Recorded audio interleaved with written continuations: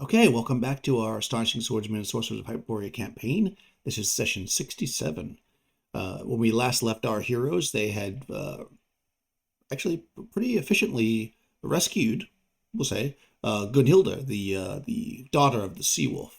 However, she did not want to leave this cave complex, feeling that it was an omen that brought her here to slay the creature that had slain her mother some 5, 6 years ago when she was just 12 years old. So now equipped with a beautiful magic spear that grew from the rod that was handed to her by Buka, uh, and equipped with beautifully shiny copper chainmail armor, clearly magical by its nature because of its age, and a bronze shield. You've got this red gold hair, beautiful young woman warrior with you. Uh, Helene, is also there, who is the cleric, and of course the party. After clearing a nest of giant centipedes from this cliff area, the party hears footsteps, and suddenly bursting into the chamber that you're in, you see several people running in. I mean, as they're coming in, there's a bunch of them. They kind of spread out into the room.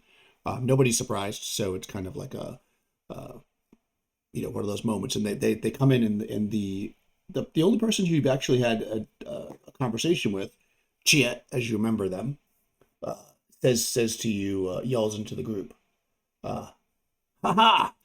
So you got her, but why is she dressed like that? We need her for the wedding." And you see they all have their blades drawn, and there are about six of them. I'll have to count, but I think there's six of them.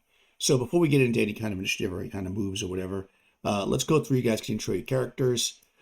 Pretty much everybody's on the ground at A near that wall because you're getting ready to climb up there, except for Ali, who's in the B area, I guess about 40 feet back so that you don't get hit by a fireball. So, speaking of Ali, us start with Young. Young, tell us about your character and what they're thinking up there in their room.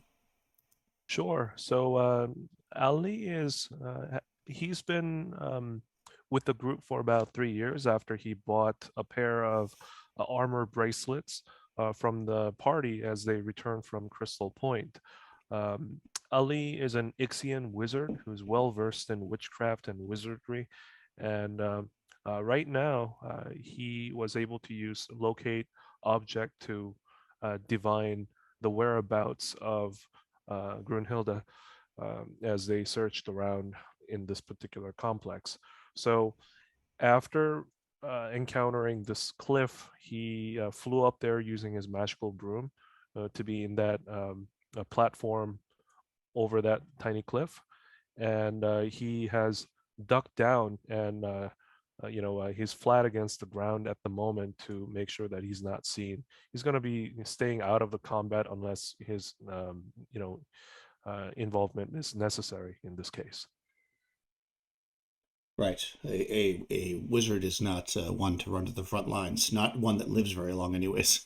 Yeah, he'll definitely have his ears tuned for any trouble so that he would be able Okay. to join at any given time. Sounds good to me. Nikki, tell us about your character. Okay. All right. I play Panesta. She's a bard.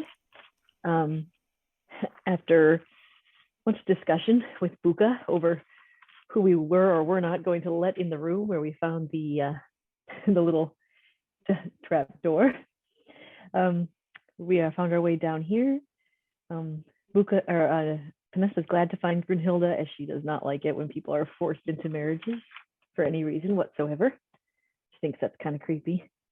And she is now debating what she's going to do with these wolf pack people that have just entered the room.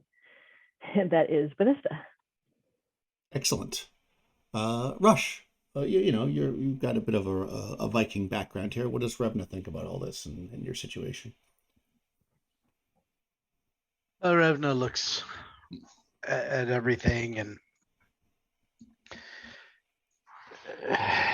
she understands how sometimes these weddings work and whatnot, but this is weddings as they were done in the old days, and the days now, particularly amongst the warrior women, they choose their own mates and they're not forced, and so Revna takes a particular has a particular aversion to this whole thing that's been going on with Grunhild. So she is definitely kind of eyeballing Grunhild, and she is ready to, while she wanted to basically get out of here and get back to what they were doing and whatnot. At this point, she's eyeballing Grunhild and is ready to move in whatever way that that Grunhild wants, provided that's what Panesta and the other members of the group are also going to do. It's loyalty to them first, but she's ready to fight this fight for Grunhild for sure. Nice. Excellent. Speaking of fighting, Mike, what's Buka up to at this moment? Buka is a Viking berserker, and since he has run into Chet before, he will more casually walk towards the center. He is less concerned about this since there is 6. And since he's a little full of himself, he figures that he can probably handle 6 himself, let alone all the help that he has with the rest of the party. And he will actually call out to Chiet and inform her that Gunhilder is not interested in getting married today, but actually has a quest that she wants to go on herself. Excellent.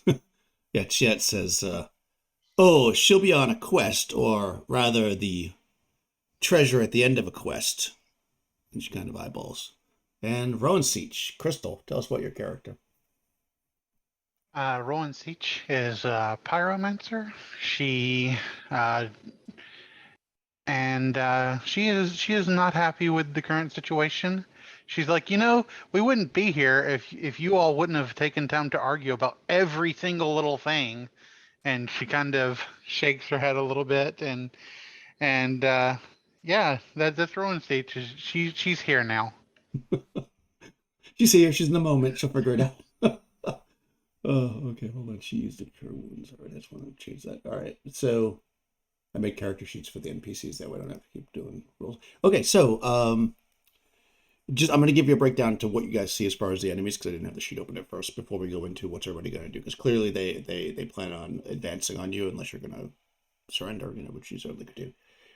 There is a very large male, bulky and strong looking. He's holding a battle axe in one hand and a spear shield in the other. He's got he's dressed in scale armor. There is another man. He's like shorter, about 5'6". He's got a great axe and split mail.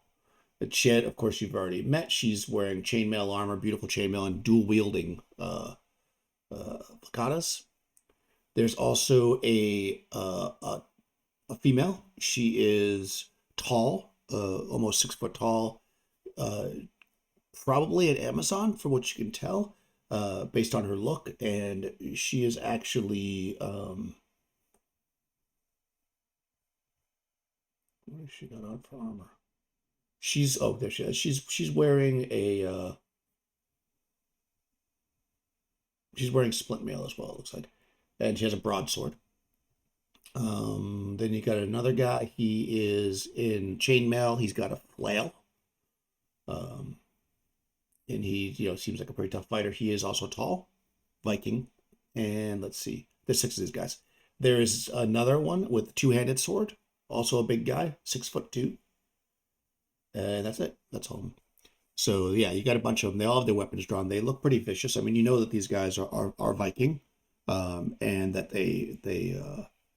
they want what they want and they take what they want, as long as they can get it. So let's just go through the list here. unless you want to change it, Ali, you're going to just stand by, right? You're hidden at the top, crouch down. Now, let me ask you a question. Did you move like closer to where the ledge is so you could see what's going on, or are you further back? Yes. Okay. So yeah, he could definitely hear them, and once in a while he peeks up to see what's out there.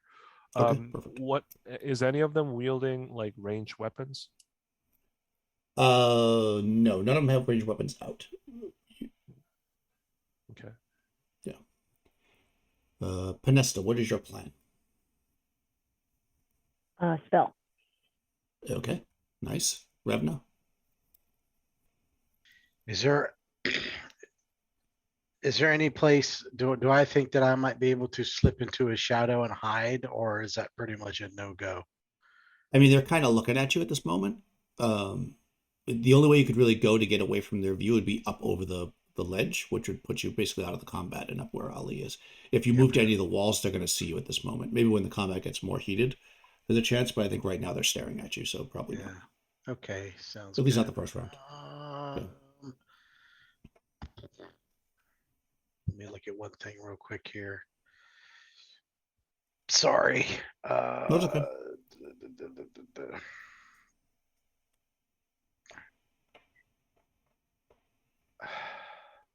Yeah, don't rush. Think on I'm gonna go. I'm gonna go ranged this time. Okay.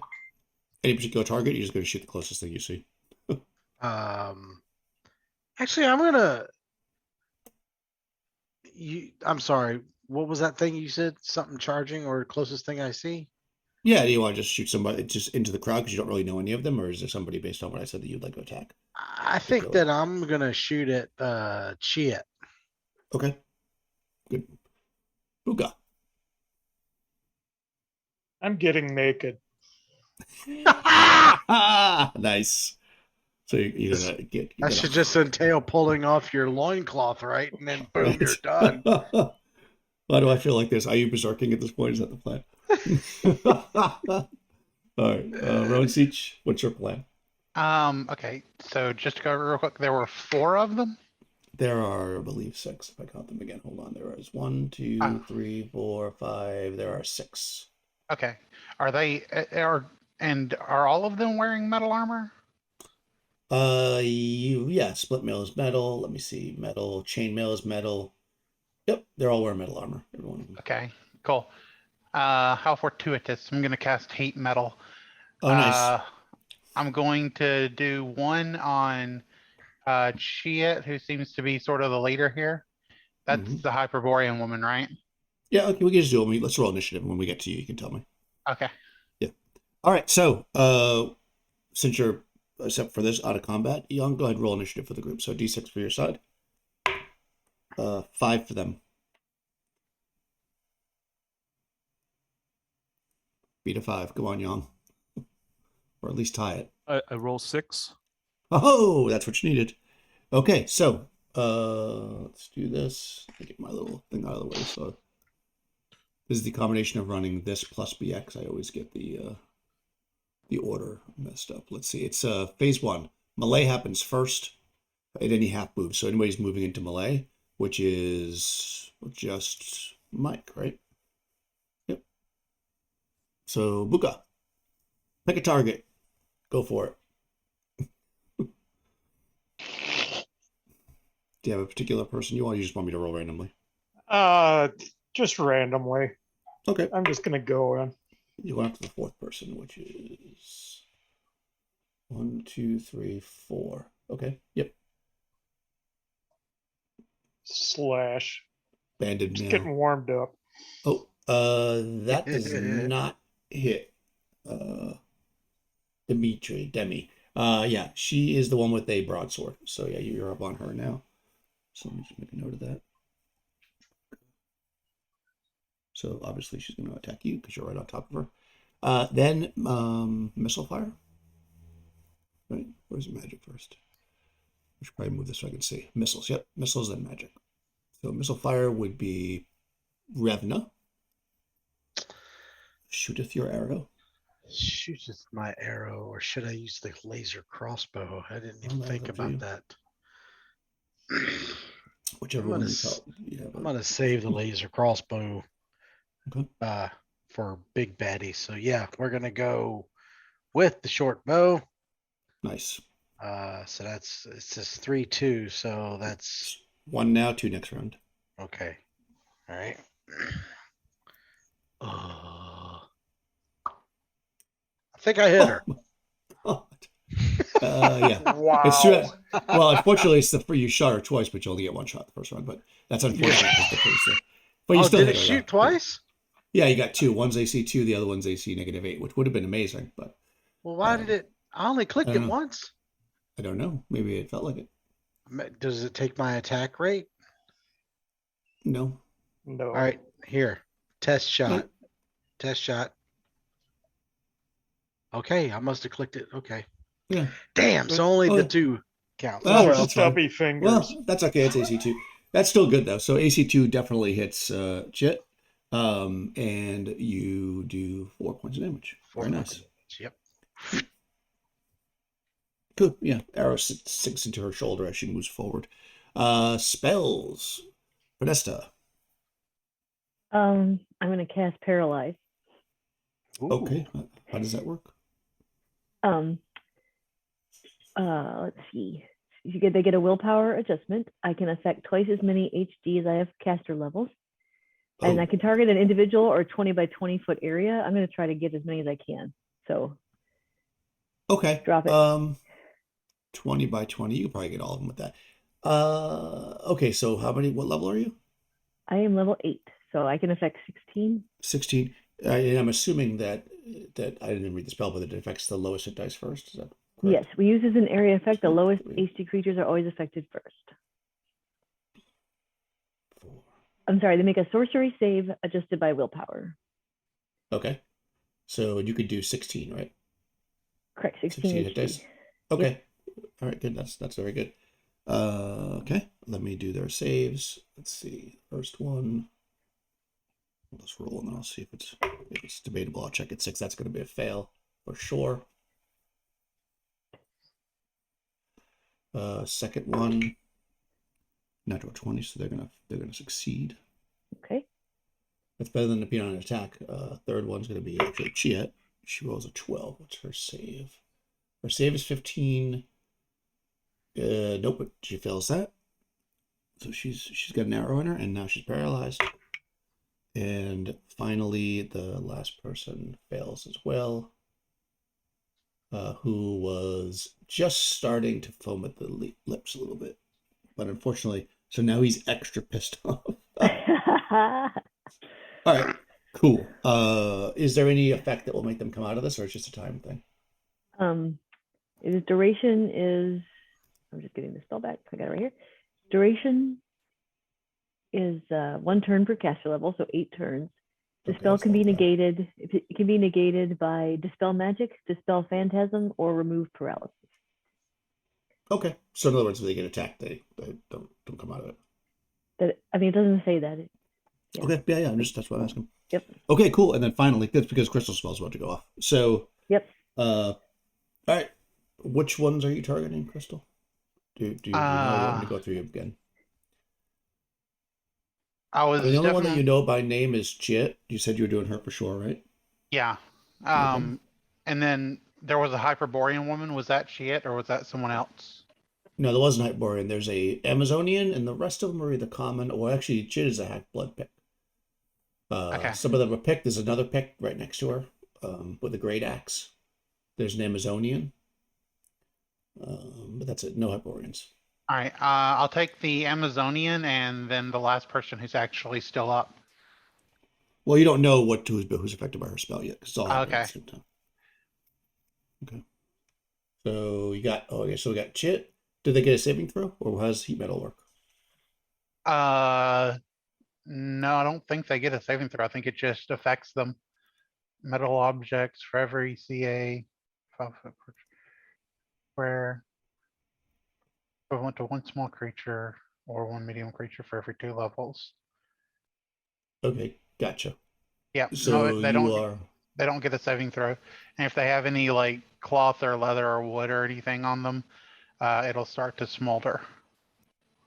nice. Or Okay. even catch. And they get damage, not the first round, but additional rounds they will. The first round, it just becomes uncomfortable to touch. All right, so she's got heated metal. You said the Amazonian.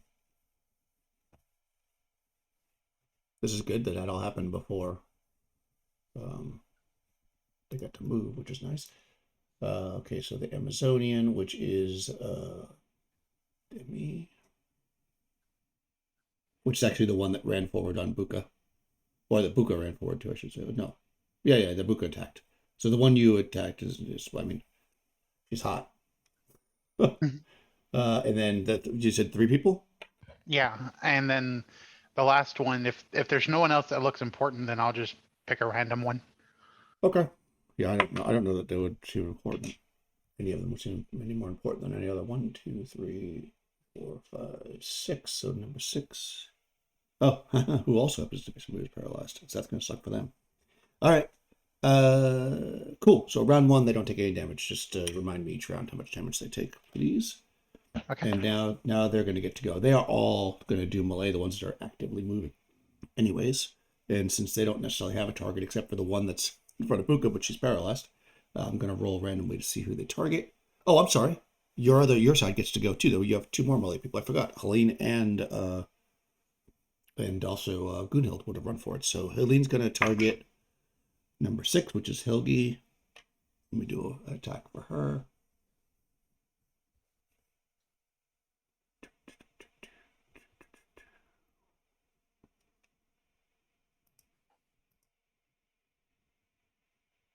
What happened? Oh, I got to press that button.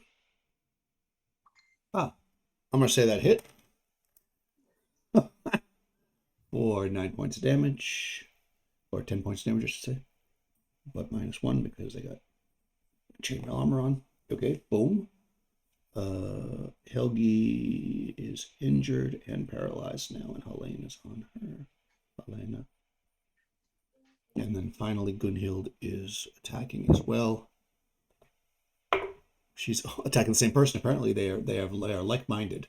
So she ran up and she's using the long spear with 2 hands. She's charging with it. Oh my god! Well then.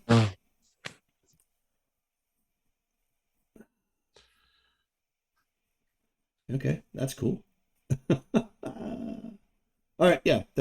So one smacks the person with the hammer who is kind of paralyzed, and the other one shoves a spear through their gut. And now, finally, the side gets to go. So this guy, Jarl, is charging forward. Again, I'm going to roll randomly to see who they come after. It can't be Ali, so I'm going to do you guys, and then Gunhild, and then so Charles is going after number 3, which is 1, 2, 3. That's Buka. All right, here we go. He's rolling a d20. He rolled a 5. That didn't hit me anything. Next guy is going after. I'm just going to make a note of who he's on right now. Number 2, which is Revna. You're being targeted. This guy runs forward against you or girl. I'll check in a second.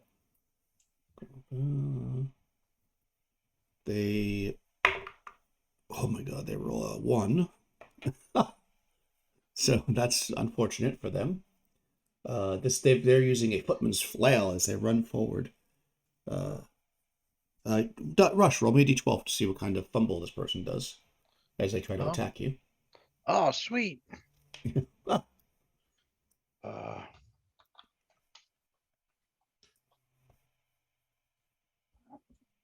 11. Okay, that's bad. Usually high is bad, I think. They are a fighter, I think. Yep, fighter. So that 11 is hit ally. No, 11 is hit ally. Yep. Okay, cool. So he's going to hit an ally who I will randomly to see who he hits. So somebody ran up in your general direction and he hits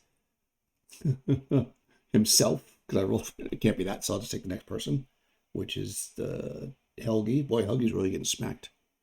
And his damage is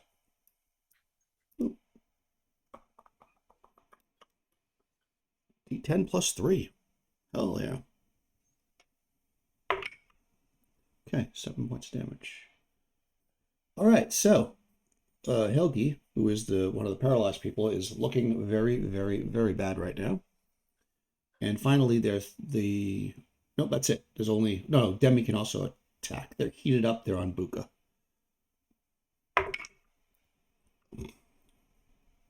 Mike, roll a d12 to see what happens when they fumble. Nice. God, these guys are not doing very well.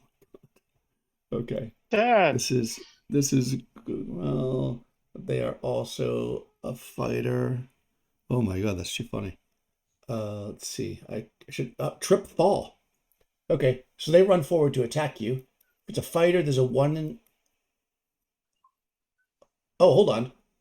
Rush, roll a d8. Sorry, I'm rolling back for a second. Because with the hit ally, there's a 1. If you roll a 1 on the d8, they actually scored a crit against their ally. No, okay. Nope, so you're good. Or maybe not. You probably would have preferred that. Okay, they fall. They fall on the ground. And they have to get up next round. They're prone right now if somebody wanted to mess with a prone person. And actually, they're right in front of Buka. So Buka, your person you're in front of that just hacked at you is now prone, so you get a +4 to your attack, effectively. And yeah, we'll come into the next round. That's basically the end of that.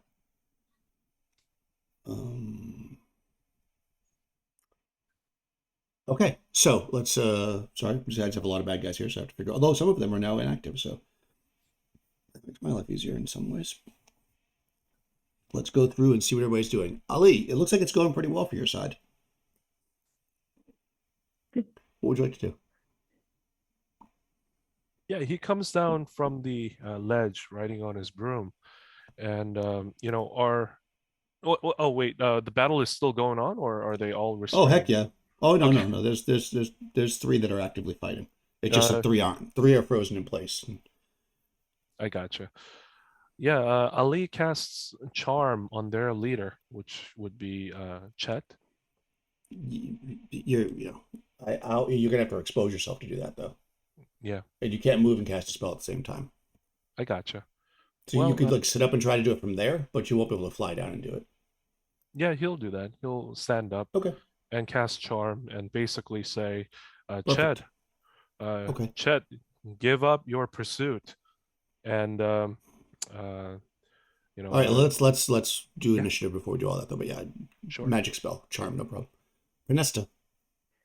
Gonna melee one of the ones that's still moving. Okay. Yep. There's several ones on the ground, but otherwise. Revna, what is your plan? One has moved up to you. Yeah. Yeah. Since I'm gonna go spell since we're in melee now. Okay. You're gonna cast a spell. All right. Good. Buka. I'm going to skewer the one at my feet. Nice. Aransich, what's your plan? I'm also going to do a spell, candle. Excellent. Okay, I feel something coming on there. All right, Young, roll a d6 for initiative. Let's see what happens, and we'll figure this out. They got 2. Oh, okay, that is not great. Well, let me roll first. Yeah, 15 plus 4 is 19. What's your armor class, Ali? Ali's armor class is 5. Okay, that definitely hits you. Unfortunately, you feel a sharp pain, and as you turn your head to look, somebody has become visible. They were invisible and had snuck up on you. And unfortunately, this person is an assassin. Oh, no. Yes. So what is your hit dice? Because that's effectively an assassination. Hit dice is 7. Okay. So they are, I was going to tell you because I like to work out the things. They are actually 5th level. So let's look in the book. So we're going to compare that, and it gives an in-20 chance that it might be instant death. If not, it just counts as a regular backstab, which is, that's never good. This is the first time I've used an assassin. That is pretty deadly. Okay. Swordsmen.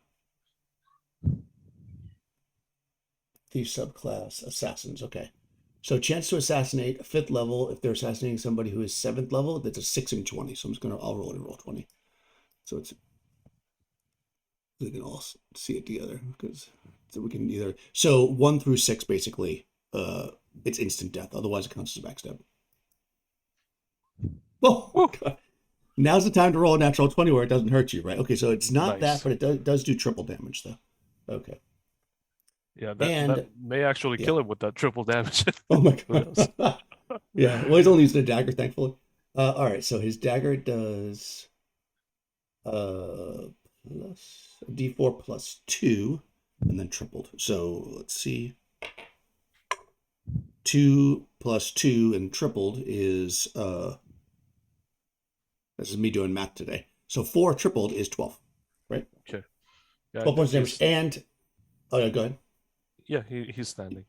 Okay, make a saving throw versus poison. Saving throw versus poison. You definitely want to those make guys. this. Those guys really don't mess around. Nope, he's got type 2 penetrative poison on his. Is that death? Yes, it's death, and if you have a constitution bonus against poison, then you'll get that otherwise. Ooh, okay. So I have to look up this poison. It's type 2 poison, which is not. I looked it up earlier. Hold on, I think I wrote down what page it was on. It's not instant death poison, so but it is more damage. Page 265 it's on. Alrighty.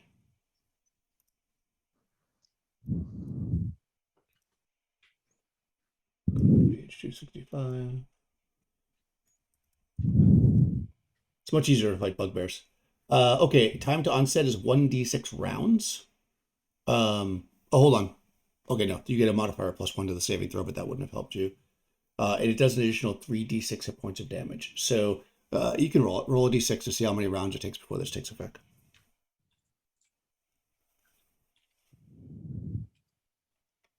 4. Okay, 4 rounds. Okay, boom.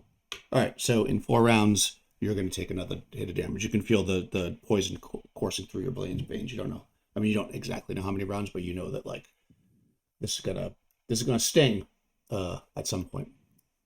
Okay, so that was the first guy doing his sneak attack there. Chalal is in front of Buka and not frozen, so he's gonna make an attack against Buka.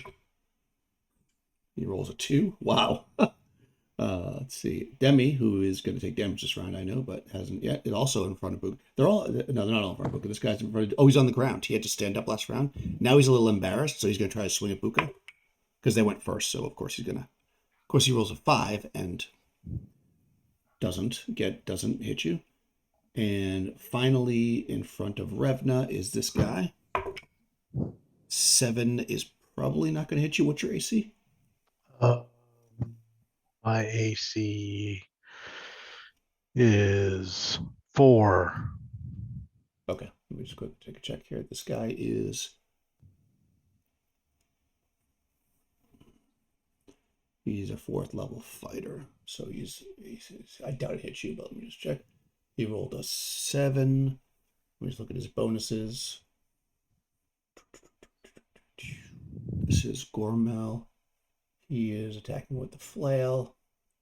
His attack is... Oh, actually, he gets 2 attacks this round. So he can attack again in a second. He gets +3, so that's a 10. So a 10 hits armor class 6, so it does not hit you. He's going to take a second swing. That time he rolled a 13. A 13 hits armor class 3. Okay, so you're going to get whacked with a footman's flail once. Okay. Yeah, Revna is, yep. D10 plus 3 damage. So 5 points of damage. And because you're casting a spell, you're going to have to... Oh, same thing with you, Young. You're going to have to make a check to see if you lose your spell. Okay. So let's just do rush first because I'm here. So what did I say? 5 points. So you got to roll 3d6 plus 5 and roll under your intelligence. 3d6 plus 5. Whoops. Sorry. 3d6. I hope this is right. Oh, I don't know. Nope. God damn it. Okay. I lost the spell. So you have lost that spell. Young, I'll throw a rush. I think your mic's a little close. You're getting the breath again. sorry. You took, no problem. You took 12 points of damage. So you need to roll 3d6 plus 12 and roll under your intelligence. 3d6 plus 12. Yep, and get under your intelligence. Okay. Roll 3d6. So roll low. Yeah. Ooh. I lost. I'm pretty sure it's under your over. I mean, I'm not sure. 25. Okay, so that spell you're about to cast, the charm, is negated, unfortunately. That was the assassin. And from the shadows, so if you're looking at roll 20, so from like out here somewhere, I should have done this first because actually missile happens first. And there's a bow shot. And they're going to target, there's another person that was hiding out there. They're targeting number 1, who is Panesta. So Panesta, you're being shot at as well. This is with an arrow. And they rolled a 3, so it misses. A crossbow bolt just flies randomly off to the side. Okay. And now you know there's another combatant over there. So up next to Yong's character, I mean, probably I don't know if anybody would notice him up there. Right up next to you, Ali, there's a person standing there next to you. They are Ixian. They have greasy hair, black tooth smiles, so the all rotted out mouth, and they're holding actually 2 daggers. They stabbed you with one, and they have another one in their other hand. The other one looks like it's also dripping with poison as he kind of winks at you. Just so you know what's going on up there. This guy is also in the action, but he's good here. Okay, so that's all the people on my side. Yep, go ahead. Everyone that is on fire with heated metal will take 1d4 damage this turn. Okay. And their All right, so go armor is ahead. now very hot, it says. Okay. Do you want to just roll that? We want to just roll once? Or you want to roll for each of them separately? Let's do each of them separately. Okay, Sounds go ahead. fine. Roll the first one. You want me to roll for them? Yeah. I'll Well, I don't just- want Okay. to. It's your damage. All of them take 3 damage. Hey, look at that.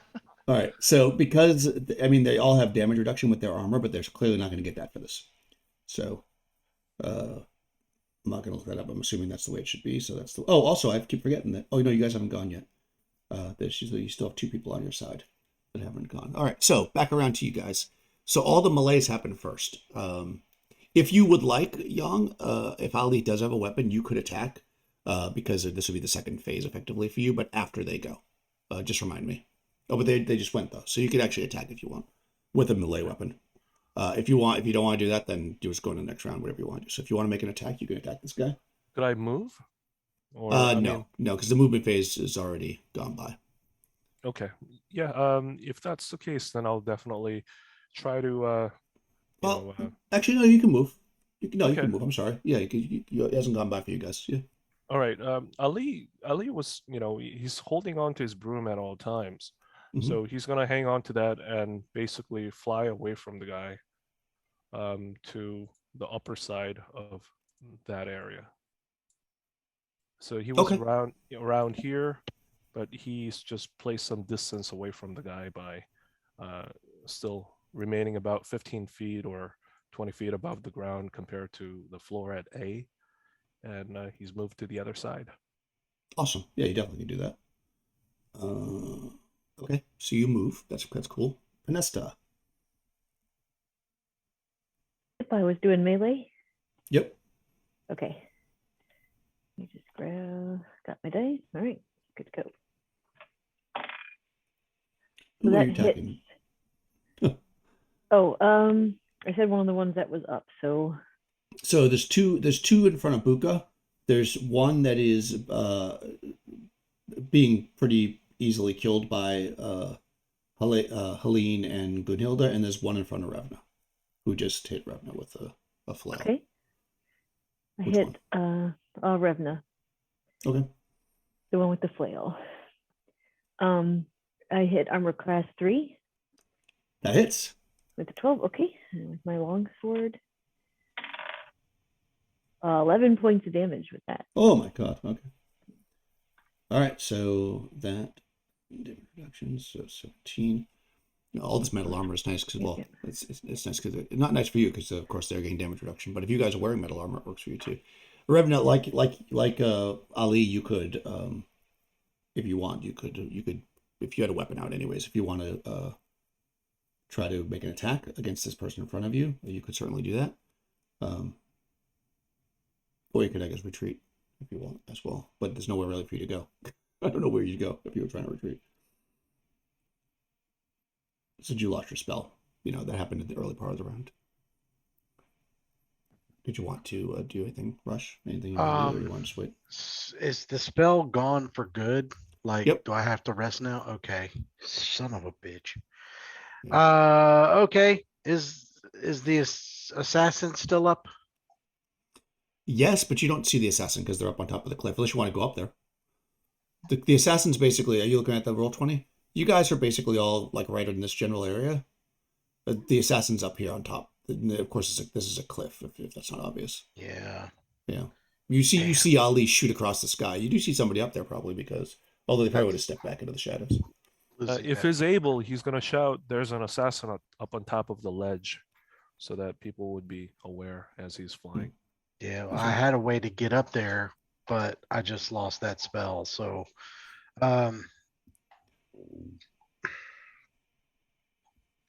Okay. I mean, you're a thief. You can get up there if you want to just go up there. You can yeah, just but use I had them.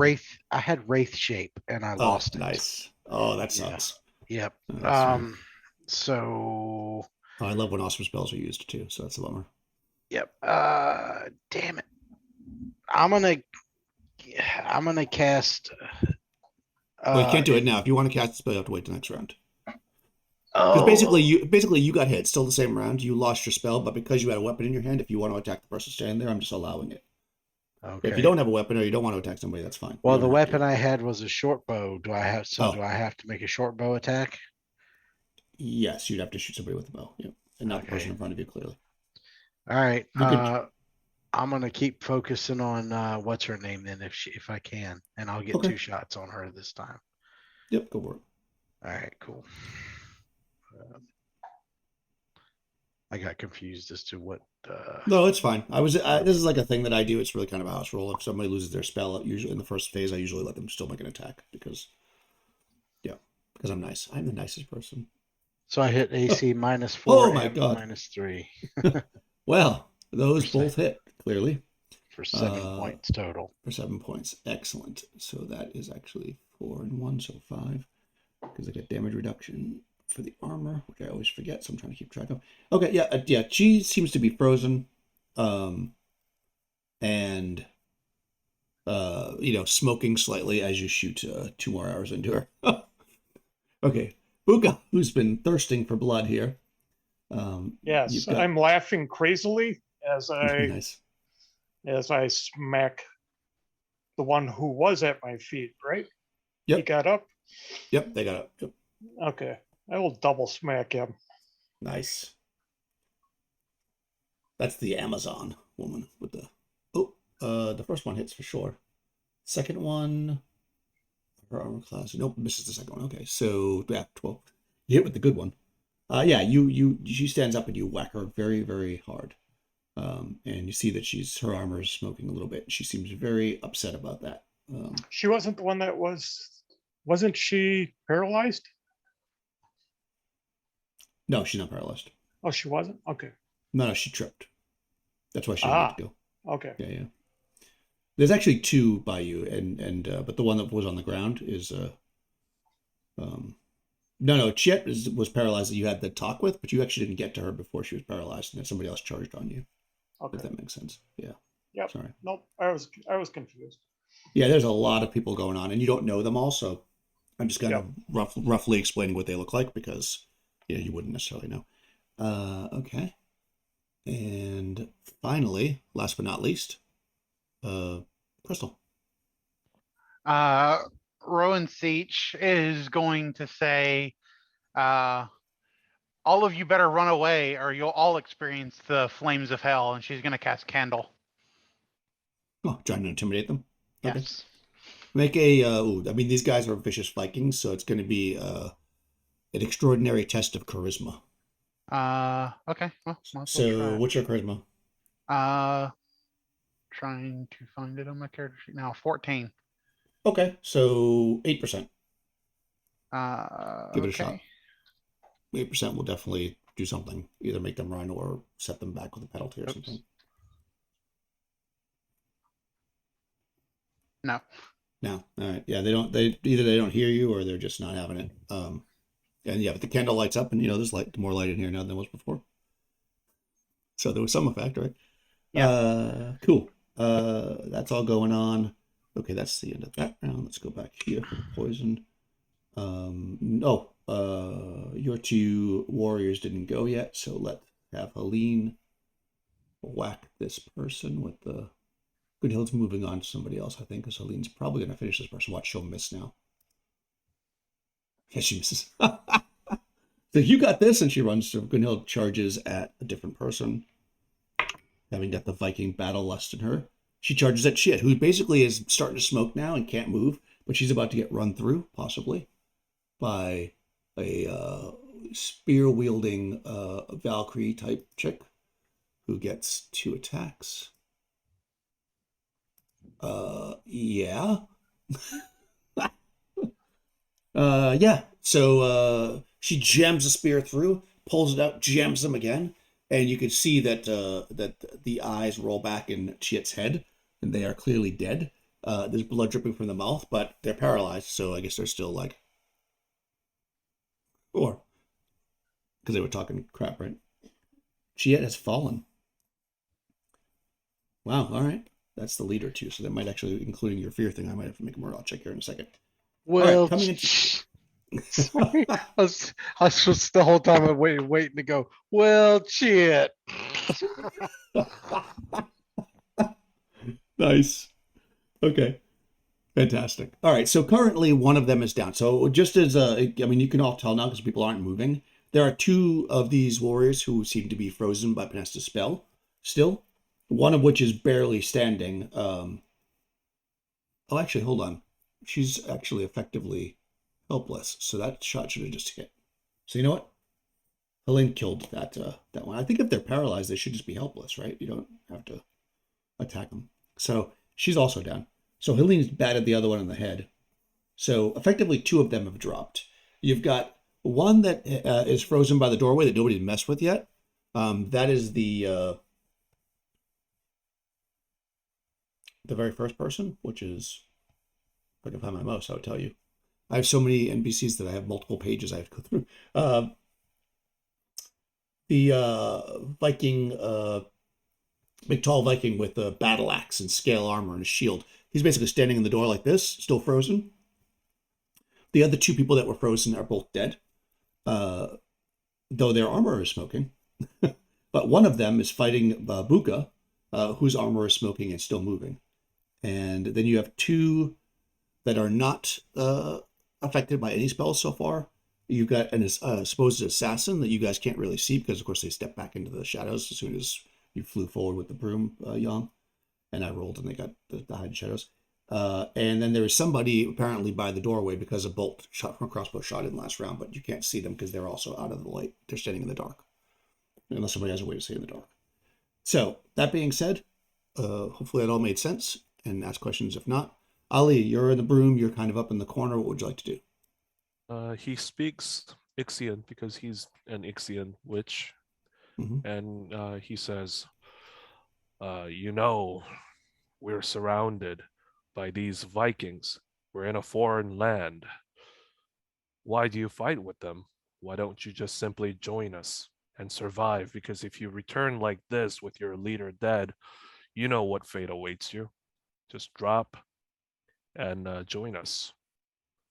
We're powerful, and there's no way for you to escape from here. Nice. Let's see. Cool. So you're going to yell that out to that guy. Penesta, what's your plan? I want to go up to the one who shot at me. Can I move towards that direction? Yeah, for sure. You can actually get all the way into the darkness if you want.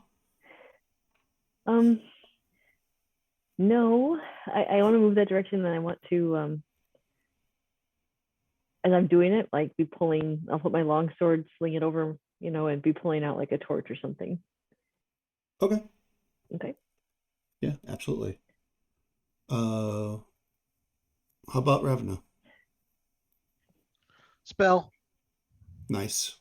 How about Buka? Melee. Nice. And finally, Ronsiech with the flame in her hand. What would you like to do? Rowan is just going to pull out her quarterstaff and apply the flame to the quarterstaff. So now she looks Nice. cool. All right. Well, yeah, it's always good to look cool. I'm going to make a... All right. So actually, let's roll initiative first. Young roll initiative for your side. They got a 5.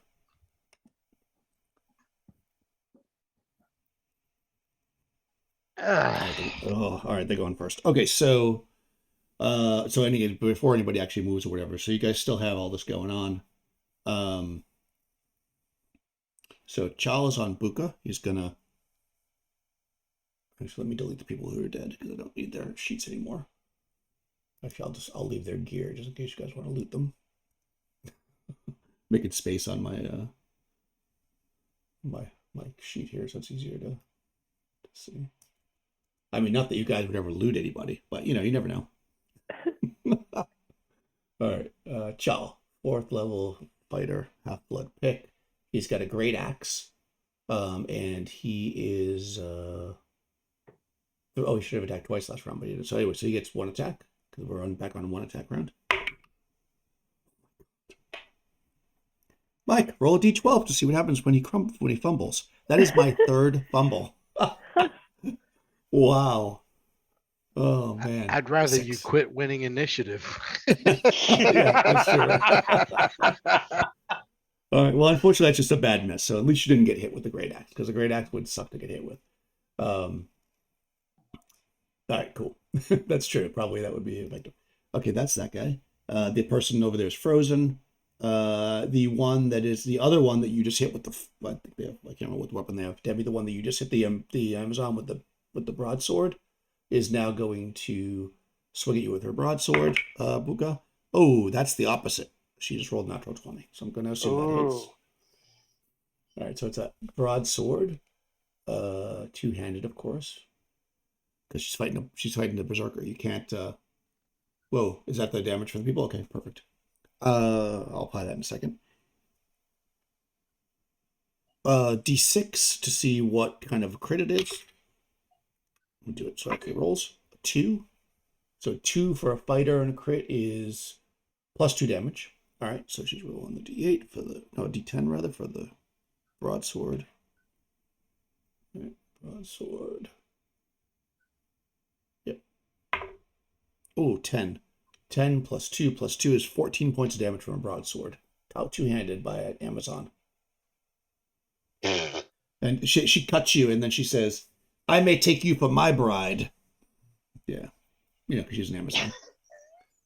No, all right. I laugh even harder. All right. Gormel, on the other hand, she's got the flail. So I'm gonna go even. He attacks Penesta, Audie attacks Revna, because you guys both stand there. Because you haven't left yet, Penesta, because they want initiative. Right. 2. What did I say? Even is Revna, right? So you get attacked by the flail again. Boy, they like to flail you. Well, they might like to, but they rolled a 7, which isn't going to hit. So they swing wildly with the flail and miss. The assassin, actually, hold on. Yep, now we're into missile for their side. The assassin is going to throw his dagger. I just need to see, is that still short range? Where you are? Because he passes morale check, unfortunately. I think it's still short range. Where's, yeah, 30 is short. No, that doesn't make sense. Why is stone 15? I'm gonna treat it as I'm gonna be 15. So let me see. How far away are you from him? I think you're actually in medium range at this point. Yeah. Well, he can slightly move and do it. So we'll call it medium, which is a penalty of -2. Okay, so he's got a -2. I'll just roll the die because I'm gonna roll crazy low anyways. 17 minus 2 is 15. Let me just see it as a bonus. Oh, he gets actually, Hurley gets a +3. So 17 plus 1, basically, which is a 18. And his fighting ability is 3. That's probably going to hit you. -1 armor class. I'm thinking that hits you right on the broom. Yeah. Ooh, okay. It's a dagger again, so he doesn't get a strength bonus. I don't think when you throw it, does he? Oh, yeah, he does actually. So he still gets a +2. Is that what that is? Yep, that's his strength. Okay. Okay. 3 points from that. Ooh. But more critically, say another saving throw. Oh man. Yeah, you want to make this because otherwise you're going to be packing up this damage. Death. Yeah, not going to be good. Oh, my Oh God, man. okay. All right, well, you get a +1, so that's you still failed. All right, so this one is also. Oh, roll another d6 to see how many rounds it takes for it to take on. Yeah.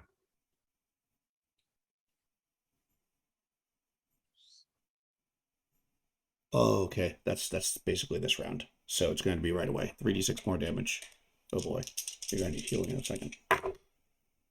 Wow, actually, I rolled pretty low. 9.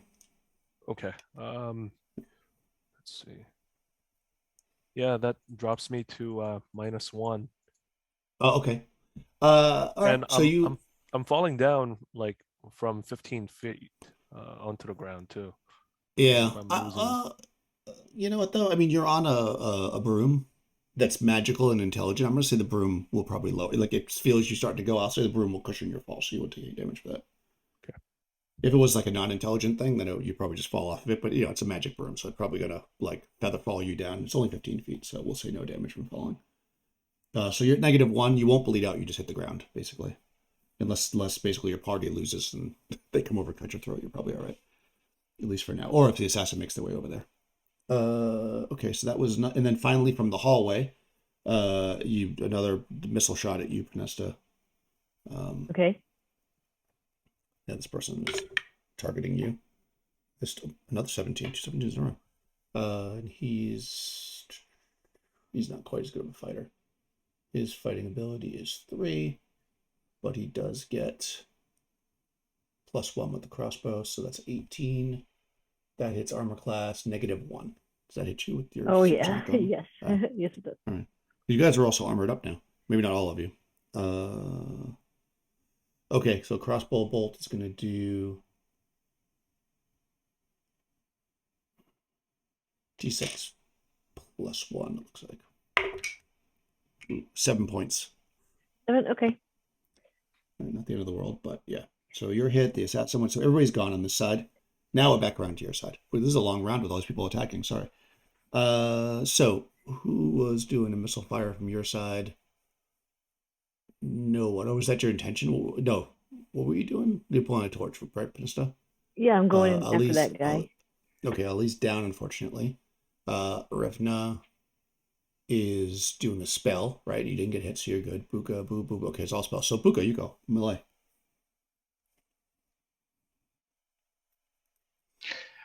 Oh my god. Oh, I thought you rolled a 1. I saw a 1 on the screen. I said, did you just roll a 1? What? I'm like, what is up with us today? No, well, still not, I'm rolling about as bad as a 1. So oh, yeah, that's pretty bad. That does actually miss. And she smiles and she says, maybe you're not deserving to be my husband or wife, as it would turn out. And then we got torch lighting is happening. So spells, Revna. I'm gonna cast Disguise Self, Okay. and I'm going to disguise myself as Chet. Oh. Okay. And then, do I get to cast a spell and move? No. Shit. You can't cast and move, unfortunately, or move and cast. Not until 3rd edition. We're not there yet. Okay. I'm gonna cast Disguise Self to make myself look like Chet. Okay. Except without the smoke. Yes. Let me look at the damage from this thing. Speaking of smoke, I gotta do that damage. I almost forgot. Okay. Cool. Pretty sure you can do that. I do not know the spell well enough to know that you can't. But Yeah, I mean, obviously, it's obviously not going to fool the person in front of you. But yeah. Yeah. Duration is 1d6 turns. There is no. There's no description to the spell. It just. No, I've got a description, but there's no like chance of failure or anything like that. Well, Okay. Unless I'm hit. regarding disguise self, I've been looking at it because Yeah. it's very similar to alter self, but like that, he could assume the general look and shape of any man or humanoid, but not of a specific person. Yeah, it does say that. Yep. So you can't look Hold just on. like them. You could get generally like them, but not just like them with that spell. Yep. It's on page 169. Oh, well, Yeah. yeah. I copied it out. I guess it didn't say you could. It didn't say you couldn't. It just says, Well, no, it does. It says very specifically. Not well, this, not a specific person. It's the really? third. Yep, right from the very top. It's like the third sentence, third line from the fourth if you got that short line.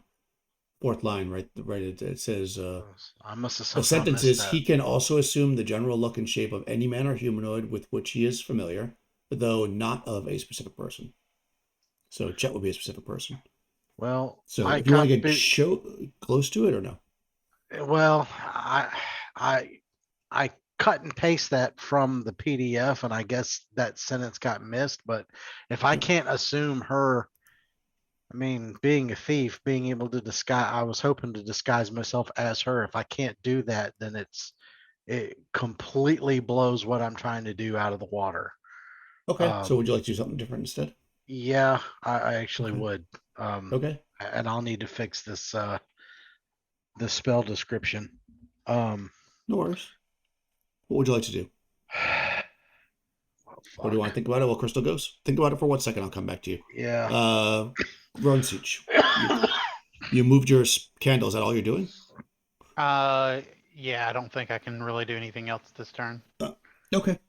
So then we have the your two warriors who are helping you. They're going to go after the Chal, we'll say, because Chal seems tough and nobody's on Chal right now.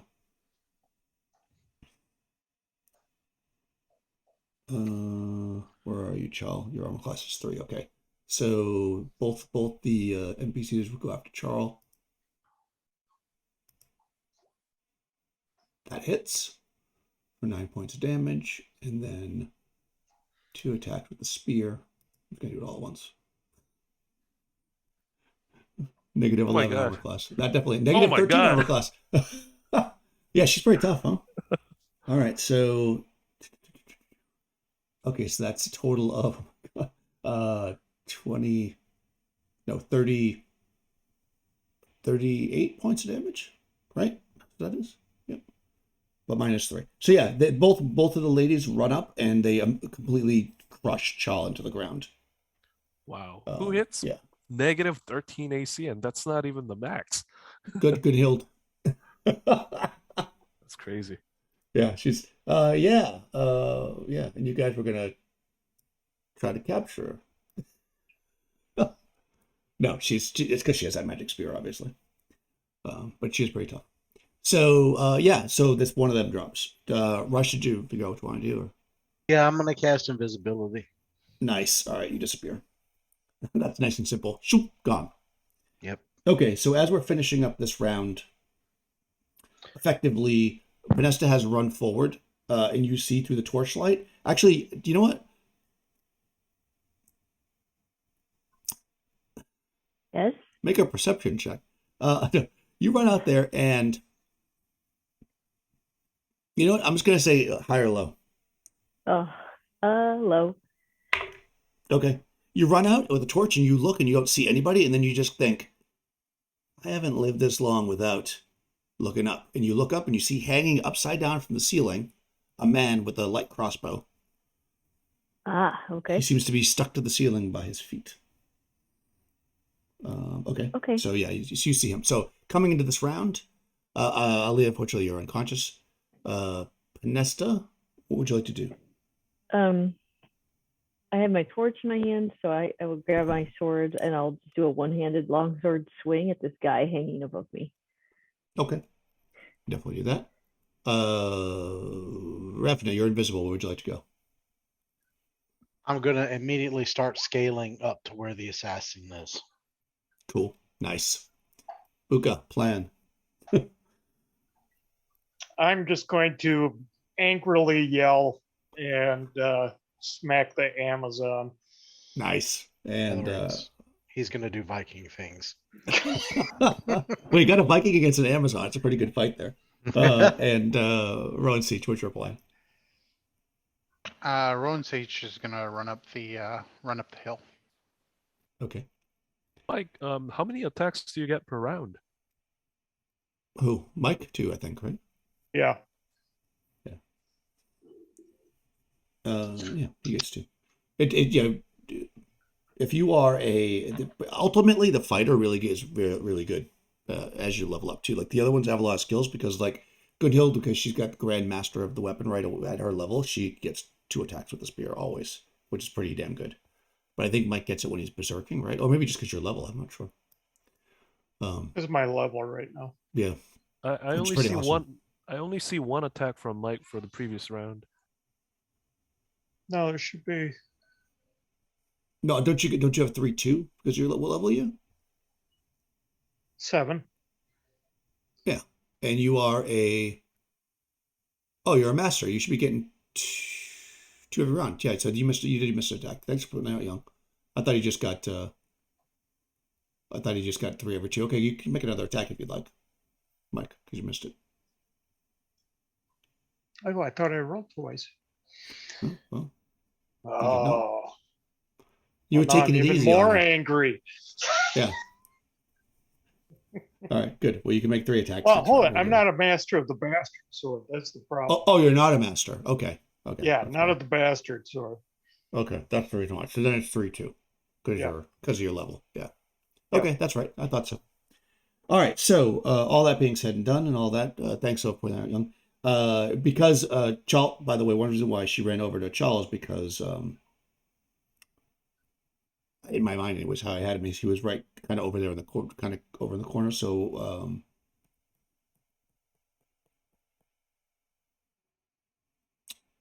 I lost my train of thought. Helene's going to run over to the downed Ali now that she's got enough people dead that she can get to him, and I just haven't been stating their action, so I'll tell you. And then Gunhild's going to attack the person that's on Revna now because, of course, Revna disappeared. So Revna and Pinesta are both gone, but that person. So, that all being said, Young, roll a d6 for initiative. Oh, they got a 6. Ooh. That is not good. Roll a 6. Oh, no. Okay. Yeah, the initiative is killing you, although my attack rolls are terrible, so that works out to your advantage, I guess. First thing that happens is melee. So the Amazon is going to, this is now a 2 attack round. She's going to take 2 swings with her broadsword. 7. What's your AC, Buga? 4. 4, okay. Let me just look. She's fighting ability 5. She gets a +2, so that's only that's not going to hit anything. That's a 9. Oh, actually, that hits armor class 4. What'd you say it was? 4. Oh, so it actually hits you, yeah. So she only needs a 7 to hit you. Okay, so 1 attack hits. And second attack also hits. So she hit you twice this round with the broadsword. Doing D10. Well, I'm just going to roll at the same time. 2d10 plus 4. 5 and 6 is 11. Plus 4. So 15 points of damage with 2 slashes from the broadsword. Ouch. Yep. Komal, it doesn't have a target now. I guess they're going to chase down Pinesta. Well, actually, I could go after Gunhild, or let me see. I'll roll randomly. Actually, they're going to go after Helene. They charge at Helene. Komal is fighting ability 5. Oh, they rolled a 2. They didn't hit anything. It is the round that we get 2 attacks, but when you charge it, well, let's do it that way. I haven't been doing it. Ooh, that might hit. That's an 11. An 11 hits armor class 4. Her armor class is 3. Okay, so he does not hit her. Thankfully, because she wants to cast a spell. Actually, she can attack this round because she can't attack this. She can't cast a spell the same round she moves. So, he's over there. Sorry, I'm just moving people around. And that's the assassin now. Having thrown his dagger, does not throw another one. At this point, he actually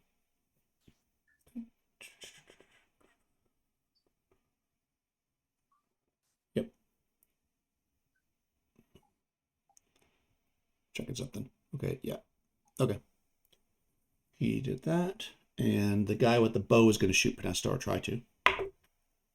He rolled 10 plus, what did I say? Plus 1.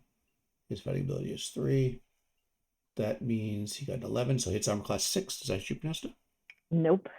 Okay, yeah, so this crossbow bolt flies past you. And he kind of opens his eyes really wide. Yeah, you guys just don't learn, do you? Not being so happy. At this point, it started. The tide is definitely. How long does paralysis last? A long time, right? Because we're around 5. Eight turns. 8 turns. Yeah, there's 1 turn per caster level, and I Oh god, yeah, am okay. level That's 8. why I didn't. Okay, yeah. So definitely not worrying about it. Crystal, roll that. Roll a d. Whatever the damage is this round for the. I did. This is now round 3. Okay. Round 4. Round 4. Okay. Is that all for the one person? Yep. No, that's a 3 for 1, 1 for 1, and then 4. It doesn't for... go up each round. Are you sure that's that right? Around 5 it does. Oh, okay. But the first 3 rounds are the rounds 2 to 4. It does 1/4 damage each time. Okay. And she is actually in that designated order. She is actually numbered this one. So her armor is not. It's now starting to get uncomfortable. For her, you've literally rolled 1 point like almost every round. So I feel like her armor. That's why she hasn't stopped to take it off yet. Not that that's going to be. No. Also, it could be because Buka's standing right there attacking her. Yeah. Hold on, Buka starts taking off her armor. Yeah. I mean, Buka might wait for that. I mean, you never know. She is a beautiful Amazon. Well, I don't know if she's beautiful, but she's definitely Amazon. Everybody's beautiful in their own way. All right, so that actually is everybody from that side. So coming up around, Ali, you're down. Actually, this next round, you're going to take damage from that poison, but luckily she's going to get to you first. So hopefully that will offset that. Okay, so melee would be Pinesta. Yep, okay, I will roll here. Let's see, that hits armor class 13. Hits armor class 2. That hits him. Okay, 4, and I've just got 1 hand, so 7 points of damage. Oh my god, okay, yeah. All right, yeah, it cuts deeply into him. And yeah, get down here. You cut into him and blood, of course he's upside down, so blood kind of spurts down onto your face as you're reaching up to him. Nice. And he kind of looks wild-eyed. You can tell this guy doesn't look like the I get up close and fight person type. So yeah, he doesn't seem very happy about being cut. Then melee would also be Buka. Well, actually, movement happens first, sorry. Which means that Revna, when you get to the top, it's dark up here, but you can see a little bit because you guys, I'm not sure who has lights. One of you has a lantern, I think. I can't remember who had it. Not a lot of light is up on the top, but you don't see him up here. It fades back into shadow. I mean, I exposed the whole map for you guys to see, but Rowan Siege was heading up top as well, and she has her quarterstaff, which is candled. Well, you're not on top of the. You're heading up there, or you are up there? Yeah, I was headed up the hill. Oh, okay, all right. So you got the candle. How far does that reach, light wise? It's just like candlelight. Okay, so yeah, it's fine. I'm going to leave the whole thing exposed, but basically you can only see maybe 1 square past the number 28, and and maybe you can't quite see the walls all around, and you don't see him at all. He's gone, or hiding in the dark because you just came up on top where there's an assassin. So very, very, very smart. All right, so you guys are up top. Puka. Anyway, sorry, back to you. There is a smoking Amazon in front of you. Yeah, I'm going to smack her. She has threatened you with marriage. Yes. I threaten her back. Oh my god. That's a crit, right? Oh yes, my god. That is. Okay, roll a d6 to see what kind of crit it is. That's a hell of a lot of damage. A 1. 1, okay, I think that's just a +2. Good, you're a fighter. +2. Okay, so 15 points of damage. Wow, okay. Yeah, you cut her with a massive blow. And she staggers back and falls to her knees. And she looks up to you and she says, "You might be worthy." And then she crumbles. She's actually at 0. So I'm gonna say she's kind of still breathing, but she hits the ground, from a massive blow she took out. She's down. I mean, 0 is technically dead, but I think that because she actually has damage reduction that actually saved her. So I'm going to say your sword doesn't quite go through her all the way. Let's actually get rid of her. She's still alive. Don't worry, she'll be dead next round. Well, yeah, I mean, you can certainly kill her. She's out of the combat effectively, but if you wanted to, she's gonna die. I just thought that'd be cool to have her just drop to her knees. So I'll just take her head just to make sure. Oh, okay, yeah, you can do that then if you want to kill her. I meant heat metal. Oh, right, and with heat metal, exactly. You are absolutely correct. Okay. And finally, Rowan's stepped up. Okay, that's all of you, really. Oh, no, I'm sorry. Gunhild was attacking this person. So Gunhild is going to stab. What's her face there?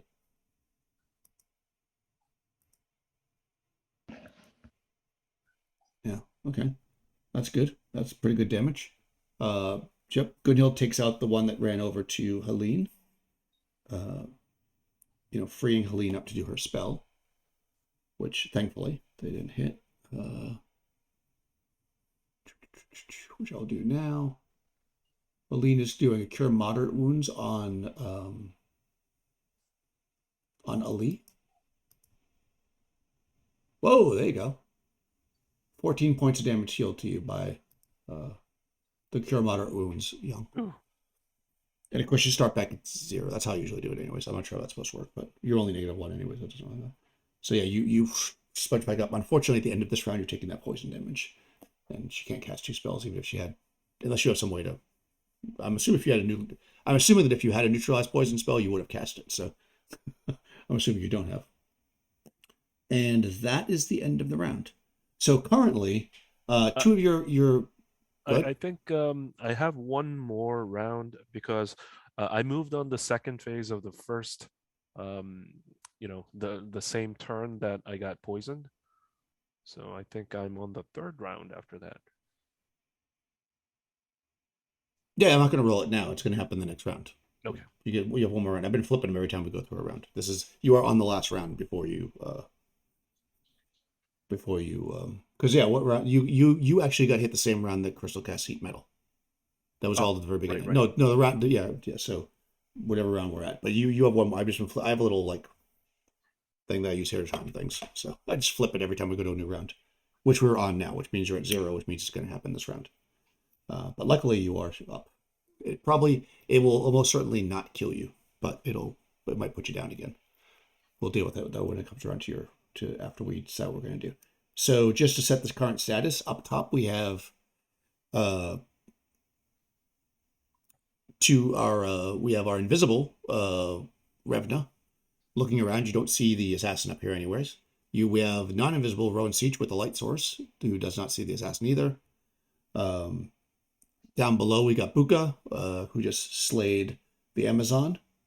And Panesta, who holding a torch and a long sword, and a guy above her on the thing with the crossbow. And there is one other combatant who is standing paralyzed near the doorway, kind of sad that all his friends are dead and not able to run or do anything because he's been stuck the whole time. So that's kind of where we're at. So what does everybody want to do? Ali, you are up, but not feeling very well because you're going to take damage this round. Okay. Well, is something you want to do? Yeah, Ali's gonna polymorph. Oh, okay. Gonna cast a spell. All right. Panesta? Another melee hit on the guy. Okay. Revna up top. You don't see anything. I mean, you can see a bit, but you don't see the assassin. And of course, you're invisible. Rowan Siege is up there, though, right? Yep, right with you. You guys are both standing up there by number 28. So I'm invisible, but I'm going to lean over and whisper to Rowan Siege to pick up a handful of the sand and dirt from the floor and toss it in front of her.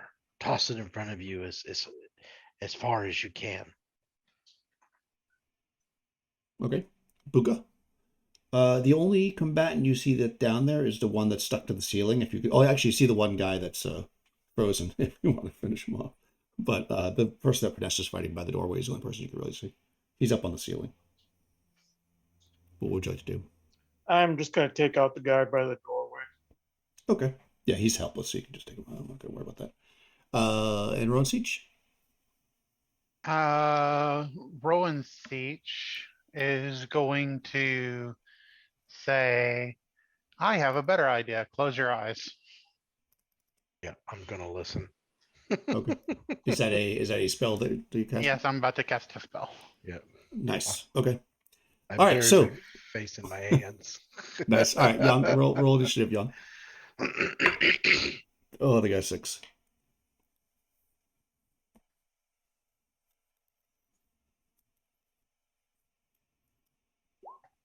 Ooh, okay. Wow, I should probably switch that die out because it keeps giving 6 for initiative. Although I do keep switching the dice. So apparently, Hyperborean dice roll a lot of fumbles for me and 6s on the d6s. But like you said, who knows which one's better? Okay, so the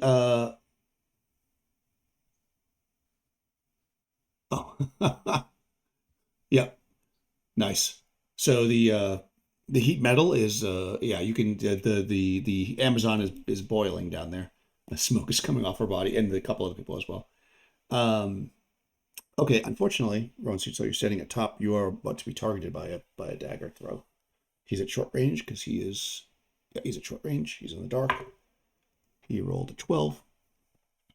He gets +3, so that's a 15. His fighting ability is 3.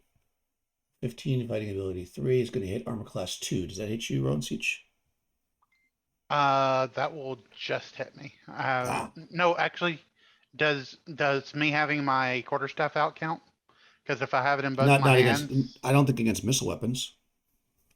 oh Is no, that only okay, melee? no, that's Yeah. only melee. Yeah. So yeah, that's look it up just my AC. okay. All right. So you get hit by a dagger, which does 4 + 3, so 7 points of damage.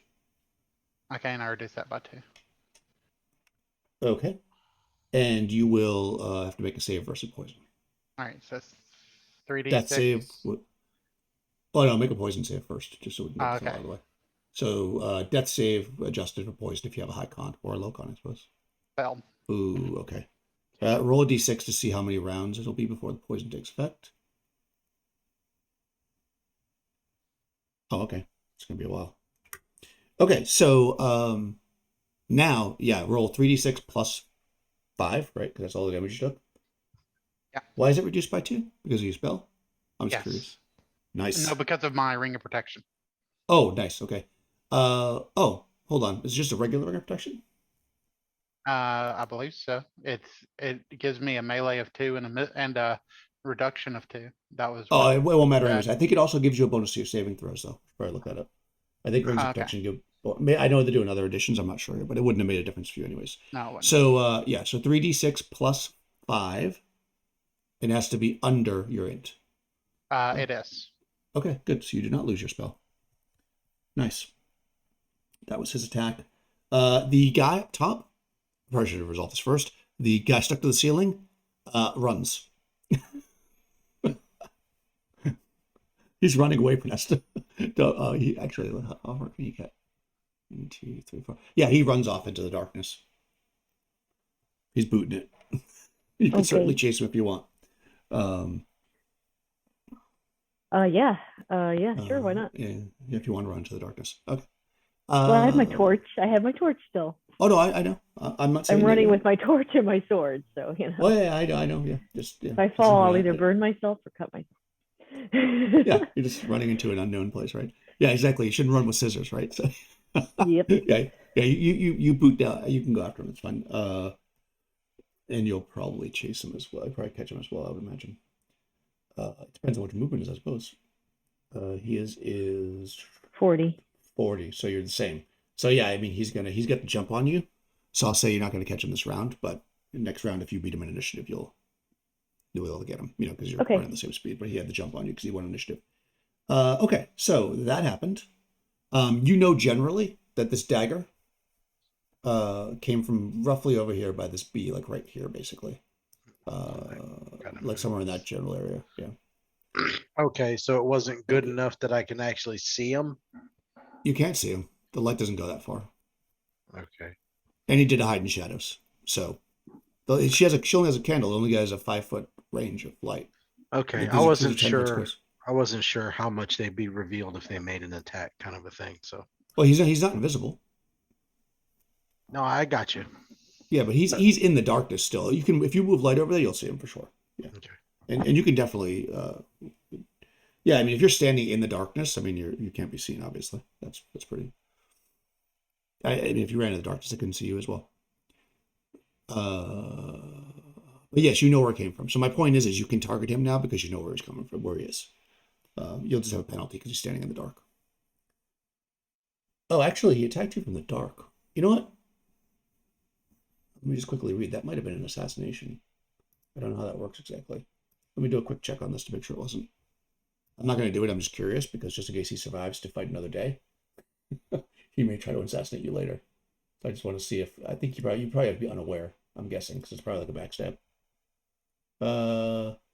Backstab using class ability. Okay, so basically it's just like except that he can use missile weapons. Target must be unaware of the attack, which may be the result of hiding or moving silently. Yeah. So you know what? He successfully made his hide roll. You didn't know where he was. That's an assassination. How many hit dice are you, Crystal? 7. Oh yeah, he's not going to be able to assassinate you. 6. It's the same thing. Roll a d20. You want to get over a 6. Yeah. Okay. 1 second. 14. Yeah. Okay. But it does do triple damage, which means that instead of the 5, it would have been 15. Oh, okay. No. I'm sorry. No. Instead of the 7, it would have been 21 minus 2. It would have been 19. So. Okay. Oh, well then I'm down to -1. Okay, yeah. So I was gonna say you won't lose your spell because you already rolled that, and I don't want to renege on that, but that was the whole point of him hiding up there. What was the way he could do that? Yeah, and you also took the poison, but you saved from that, which is nice. All right, so yeah, Revna, you see a dagger fly out of the darkness sticking to your friend who drops. This guy runs, and then it's all your turn. So, oh, I'm sorry. Also Ali's about to take damage, 3d6 damage, and then I'll jump to you guys. Sorry, was there a question? I was gonna say I don't know if Revna would see that technically because she covered her eyes. Oh, right. You hear thump and you're like, oh, I wonder what that was. Okay, you take 3d6 damage from the poison, Ali, so you take 10 points of damage. Yeah, I don't know if you're still up though, right? Because you got healed for 14, Yeah. you were -1, so yes, it doesn't kill Yes. you. Okay, Yes, so you're I'm still up. I'm Okay, still up. and you're not bleeding out up top because you're whatever, because you're only -1, so you're still fine. As far as that's concerned. So we don't have to worry about anybody dying at this moment, except for these bad guys who you guys are about to get pissed about. So, Ali, what did you want to do? What were you doing? You were casting a spell, polymorph, right? Yeah, polymorph self. Okay. You did take damage though, so I don't know how that would work. I'll say no. I'll say you can cast a spell. I'm not going to count that as damage, even though it probably should technically. Okay. But we'll say no this time. But in the future, just know that because you wouldn't have known meta that you were getting it poisoned anyways. What are you polymorphing into? I'm gonna polymorph into a griffin. A griffin. Oh, nice. Okay. All right, you're a griffin. Oh. Nice.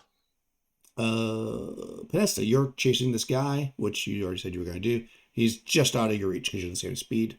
Revna, you hear a thump, and you hear a thunk, and then and a body crumble next to you. Okay. I don't know if you want to open your eyes or if you're going to keep them Well, closed. obviously, I'm going to try and move forward. And I mean, obviously, because I was told to close my eyes, I don't know exactly where it came from, but I should know the general direction. So I'm going to try and move into the darkness with my sword drawn quietly and just try to search in the shadows as best I can to see. I mean, because if we're up here in the dark, he should have just as much problem seeing as we do. So sure, once you walk away from the light source. I mean, you were standing next to a light source. So I'm gonna move and try and move just toward that wall just to see if I can somehow catch a glimpse of him. Okay, fair enough. You're going to move up into the dark to see if you can see if he's still like lingering over there. Yeah. All right, nice. Buka? I'm taking heads and looting bodies. Nice. All right, so, and road siege unfortunately is dropped. So let's just deal with the stuff that's relevant, that's going to have to be dealt with right away. So, well, you're a griffin, we'll deal with you in a second, Young, but just as far as this round's concerned, you're going to go search for that guy, make a d6 roll, we'll say 1 or 2, you can find the right spot. You'll actually be able to physically, like, get in the right area where you know you're there. I mean, like, when you even leave it in the dark, you're near somebody, so if you get a 1 or a 2, we'll say you get close. Brush. I'm sorry, roll a what? Roll a d6. If you get a 1 or a 2, basically like a search. You're kind of searching around in the dark to see where he's at. If you get a successful 1 or 2, you'll be right next to him and you'll kind of know it. Yeah, you're right next to him. You can feel it. You're feeling on the wall, and you like just kind of as you're moving around, you hear like a breath, or maybe like a foot kind of move, like he stepped out of the way so you wouldn't touch him. So you know he's like really close to you, and of course he realizes you're close to him as well because you just put your hand next to him. So. That's cool. So you kind of know he's next to you, but you're in the dark. Okay. Okay, and Vanessa, just roll. What was your plan with the griffin, Young? I'm just curious before we get to. Yeah, he was gonna fly up and attack that Ixion. I think he's the only one that's Okay. alive, right? Yeah, but you can't see the Ixion because he's in the dark, and Okay. so you just want to fly up there. Yeah. Okay, yeah. So you're turning this round, but next round you can fly. But I just didn't know if like a griffin had some special scream or something that was going to do whatever. So let's just do initiative then, and we'll see how that works out. You're gonna, I'm assuming, chase the guy, Pernesta? Still? Yeah. Hopefully yeah. to win initiative and get him. Hoping to win initiative, yeah. If not, I'll have to do something else. So, yep.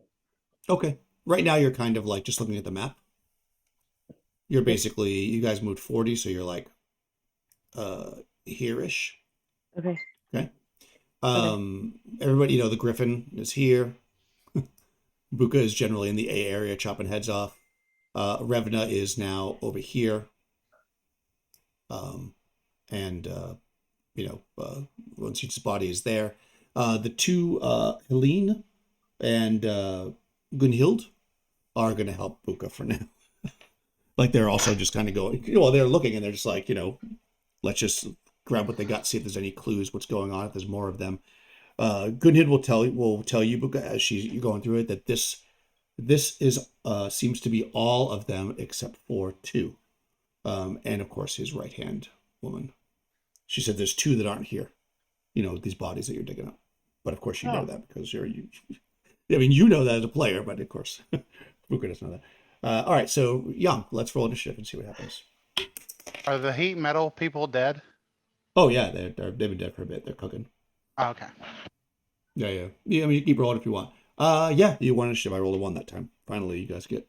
So, obviously, I didn't ask everybody's reaction because now it's kind of very specific. So you're gonna fly up right now. I just want to check when you polymorph. You get some of the abilities of the thing. I mean, you can definitely fly. But can you see in the dark and stuff? Because I'm assuming Griffin can see in the dark. I retain my character's own fighting ability and my AC. Okay. And I believe the locomotion, the movement, and flight, I get that. And I also get the same type of attacks. Not the special attacks, but the same attacks. So claws and stuff. Yeah, so claw bite would be available for him, but instead of doing it at the regular griffins, I would do that, roll that as my own fighting ability. Gotcha. Okay. I'm wondering if they can see in the dark. I mean, I would imagine a griffin can see in the dark. I'll say you can see pretty well. It doesn't say they have infravision, but I'll say, I mean, they're basically like eagles, so they have good vision. So, yeah, you can fly up, and when you fly, because movement happens first, you fly up, into the dark, and you immediately see Rowan Siege flattened down on the ground with a dagger stuck into her.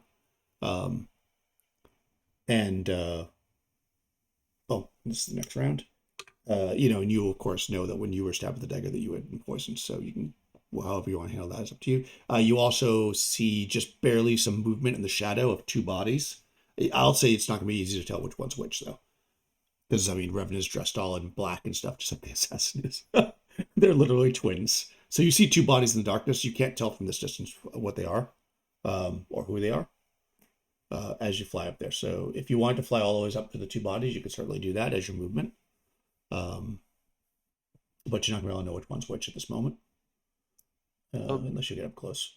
Ali thought- would probably go and grab Rowan Siege and bring her back to Helene, if possible. Okay. Makes sense. Okay, so you do that. Yeah, Revna can take care of herself. Revna, you know there's somebody right next to you, and you heard them kind of like you heard that like shuffling sound of a foot. So they're like within 5 feet of you. If you want to, I don't know what your plan is. Well, you tell me, and then we'll figure it out. My plan is to try. I'm hoping that since he kind of knows I'm there, but doesn't really know where, I'm hoping that I know there's probably going to be a penalty, but I'd like to try and do a sneak attack on him if possible. I mean, Otherwise, it's just a swing. Yeah, I would say. What I'll say is normally you would get +4. You're just not going to get that. You'll just get a regular attack. But I'll let you do double damage if you hit him because you're in the dark and because that's Okay. epic. Well, that's what I want to do. Yeah. So go ahead and make an attack against Oh him. yeah, sorry. Pray Yeah, I'm act. just doing everybody. I know I'm not doing initiative the right way this time, but it's just because there's only a few things happening. They're all in different spots. So I'm just kind of like I'm gonna swing my longsword two-handed too. I'm Take just gonna advantage be of like, ah! Okay. Yeah. Come on, son of a bitch. Oh, AC 7. Let me check him. He's not fully armored, which is why he didn't get down there, but I think that might still miss. I mean, if he's got leather armor on, I've missed him. Yeah, most he's got likely. studded leather. Yep, his armor Yep. class is 5. All right, Yep. yeah, you missed him, unfortunately. Son of a And I'm just resolving each melee as it is. He actually, I have to look this thing up that he's about to do.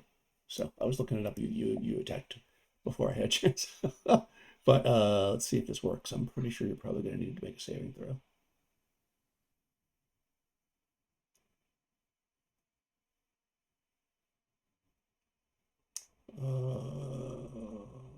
Flung in the air.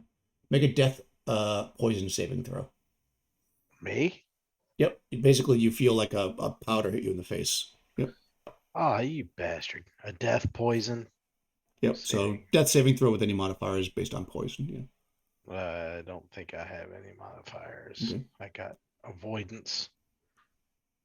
Okay. I got, You I don't got have an death. avoid- Well, if you would have a bonus to your poison if you have a high con. Usually, that's where it's at. No, my con is 10. I was hoping Okay. to talk you into avoiding the powder. Avoidance. I know. Anyway, boom. Fail. I'm dead. Okay. No, you're not dead. Okay. So effectively, you slumber as per the sleep spell. Oh, nice. Now I'm dead. Hold on, it says when flung in the air, the creature within 10 feet must make a death save or slumber as per the sleep spell. Those who save become slowed. Okay, so even if you had saved, you have an effect. Yeah, you drop. I'm out. You drop into a nice, relaxing sleep. Very good, name. So yeah, you're out. And in the hallway, Podesta, there's a guy hanging from the ceiling. All right, can I try to hit him? Yeah, 100%. Awesome. Oh yeah, that'll hit him. That's an 18 on the dice, so Yep. it hits like -3 or something. Yes. it Okay, is. so D8. Ooh, 8 points of damage. All right. Fortunately, he's still alive. And he runs. Of course, you moved first. So basically, what happens is you're faster than him, so you slash at him, and he takes it, and he continues to run. He's bleeding profusely, and he's like let's see if he can make it this time. Effectively, he runs because he's got, if this isn't obvious, he's got slippers of spider climbing. He basically runs out into this main area out here, which has much taller ceilings, and starts to run up. So that's kind of what he's doing. I mean, you can still chase him if you'd like, but he's running out there. Yeah, He's and not he does attacking you. that. He doesn't feel like it. I'll put my sword away and draw my boomerang as I'm running. Vanessa's chasing people, hacking at them. All right. Well, back at camp, the Griffin brings the body of our pyromancer down, and Helene will cast a Cure Light because she doesn't have any more cure. Actually, let me just check. Does she have neutralized poison? No, she does not. Okay. She's got. Oh, she has a Cure Serious. Ooh. She's going to cast Cure Serious because you're down and she's worried about you. Oh my God, really? That can't be right.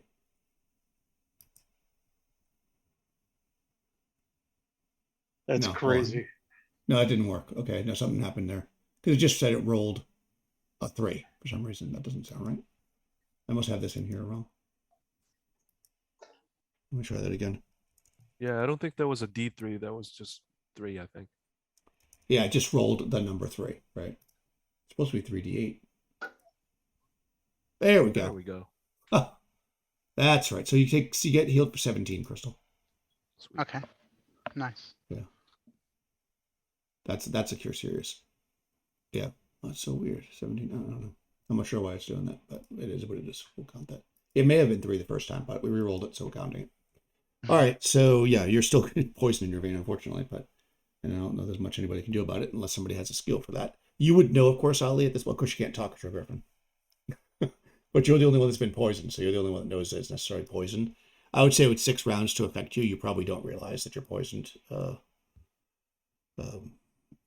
Crystal. Unless your character has some special poison skill I don't know about. Yes, I have. No, I don't. Well, I know like barbarians or some of them have Yeah. it. No, Pyromancer does not, unfortunately. Okay. All right. Does a berserker have anything about knowing about poisons, Mike? No. Okay. All right. So yeah, I'm going to say nobody would really know except for Young's character, who only because they got stepped. At will, he's able to end or terminate that transformation. Okay. Does that mean that he's able to do that right away?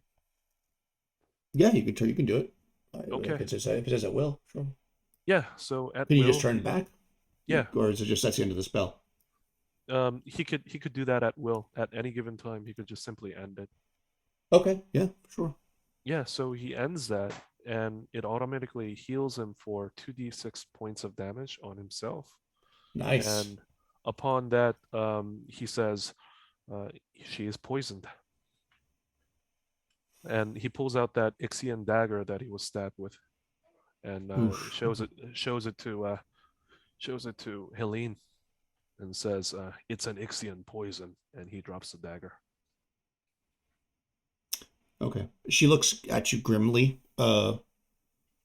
Rodsich, and she says, "I have no means to remove the poison from your veins, but when it takes effect, if it doesn't take you immediately, I will do my best to bring you back." Rowan Seach is going to say, thank you, but right now Revna is up there and she's by herself with that assassin. Oh, I thought she was invisible and somewhere around here. They're all kind of looking around. Okay, yeah. Well, at that, I mean, she's gonna, 'cause Helene says, "I'll stay with you," and then she kind of looks over at Puka, I guess. Like Puka Yeah. go up there. Why is everybody looking at me? There's an assassin up top. Luca, this is no time to argue. Stop arguing about everything. Thought we learned our lesson on this. Yeah. Oh, this seems more like a sneaky sneak type of thing. Not a let's go bash them, but I'll go bash if that's what you want. I'm pretty sure the sneaky sneak is dead, says Gunhild. or gone. Up top, rather. Here, I'll help you out. And she's gonna cast Candle and put it upon his greatsword. Nice. So you have a candle on your greatsword. Excellent. Just put it on his forehead. I guess I will go find Rowan Siege. Revna. Okay. Yeah. Or Revna. Go Go bail her out. Would you get hit too many times? Okay. All right, so go ahead, Vanessa. He runs out. You're gonna boomerang the poor guy as he's just trying to get away, so he can go back to see his family again. Yeah, I'm gonna All right. do that. You as know, he's roll trying roll a to- d6 to see if he wins initiative, though, because I want to see how far away he is. You got a Okay, 5. 4. You okay? All right, so Okay. he runs. I mean, I think you got plenty of range on a boomerang, but he runs Yeah. another. So at this point, okay, so he ran up, he went up. Yeah, he's about 60 foot up the wall, and he's just about to cross the ceiling, so he's kind of running up the wall like Spider-Man. And he's like, Okay. Well, I rolled an 18 again, 15 plus well, 3. that clearly hits. Yeah, so that's, oh, I forgot to get out a D4. Oh, wow. Mhm. What I need to know is whether or not these slippers are going to leave him stuck to the wall when he dies, or if he's going to fall. That's right. Let's see. I wonder if it says in the description. Well, I'm going to try to boomerang at his feet and, knock him down. I'm just kidding, of course. Sure, surface as per spider climb. Let's see what spider So climb says. 5 points damage. All right, well, that's enough to kill him. I mean, he only had 2 points up. So yeah, you whack him in the back of the head, and you know what? Max, what are you doing? Let's go high or low to see if he falls down with the slippers, or he stays stuck up there. Hi. 5 high.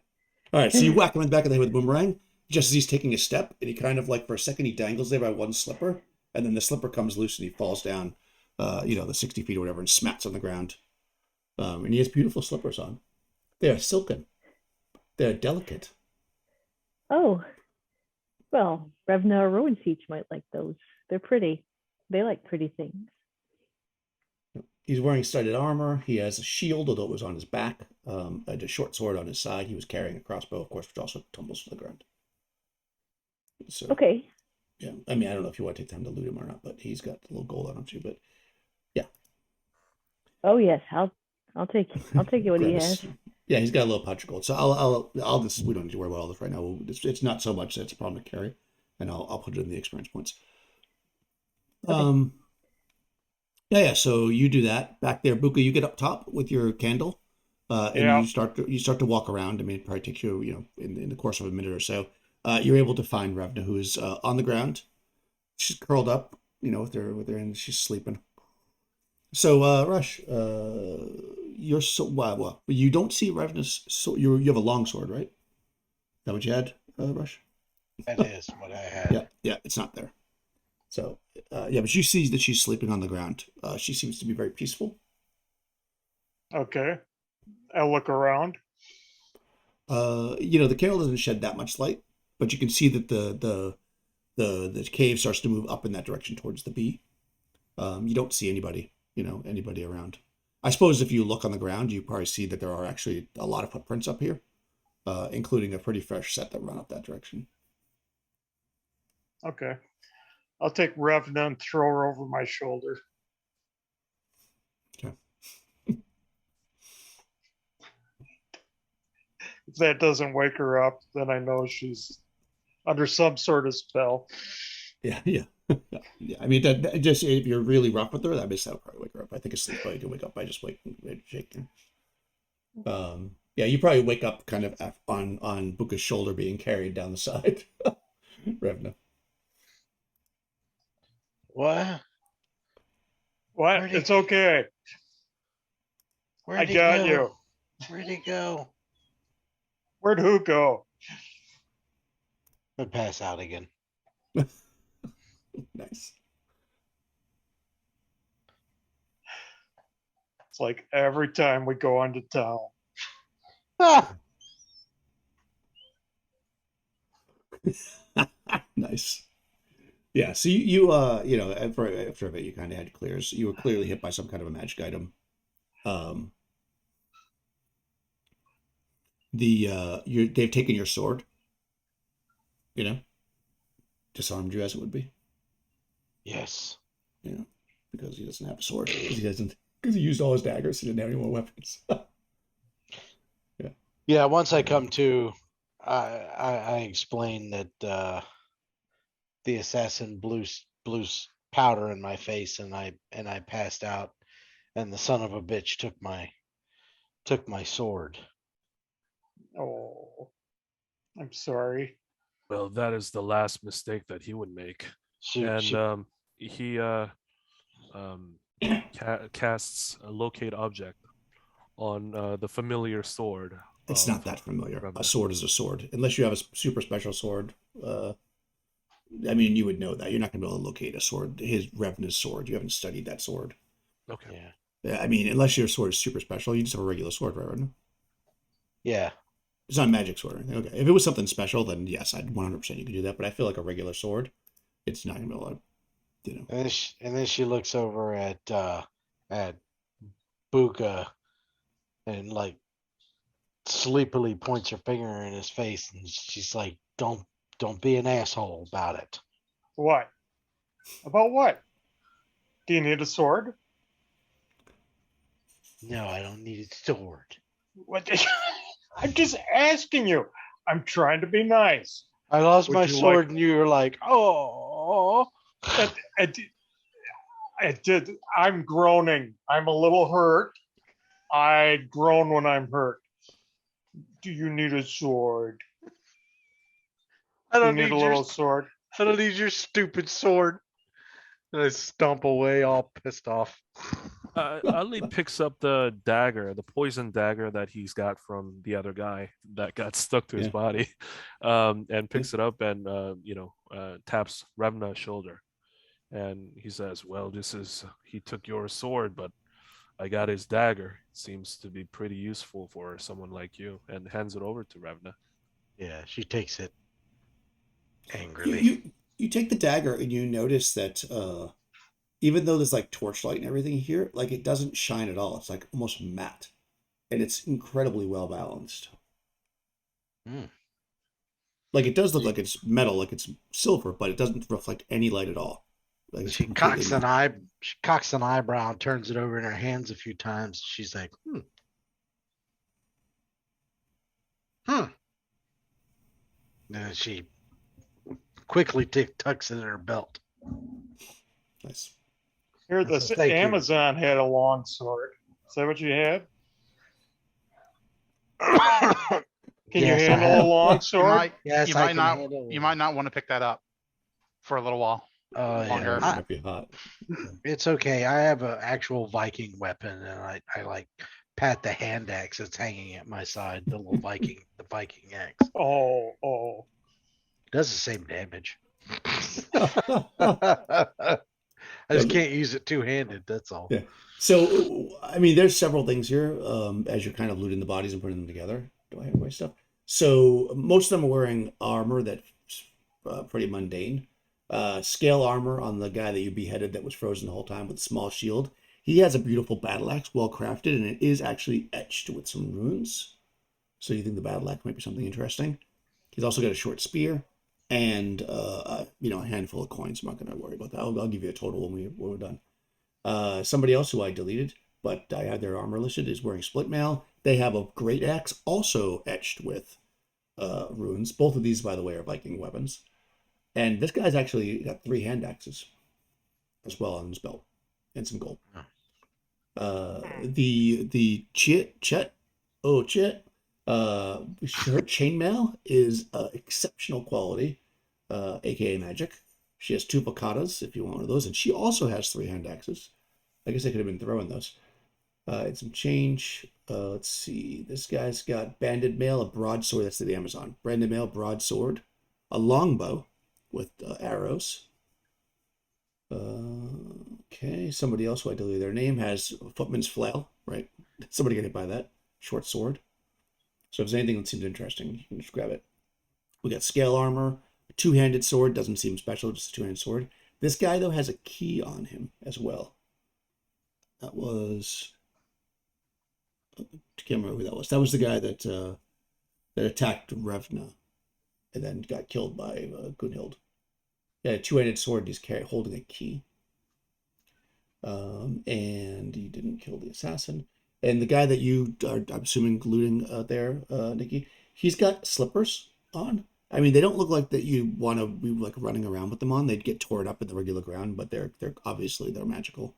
Right. He's wearing studded armor. He had a small shield and a short sword and a light crossbow.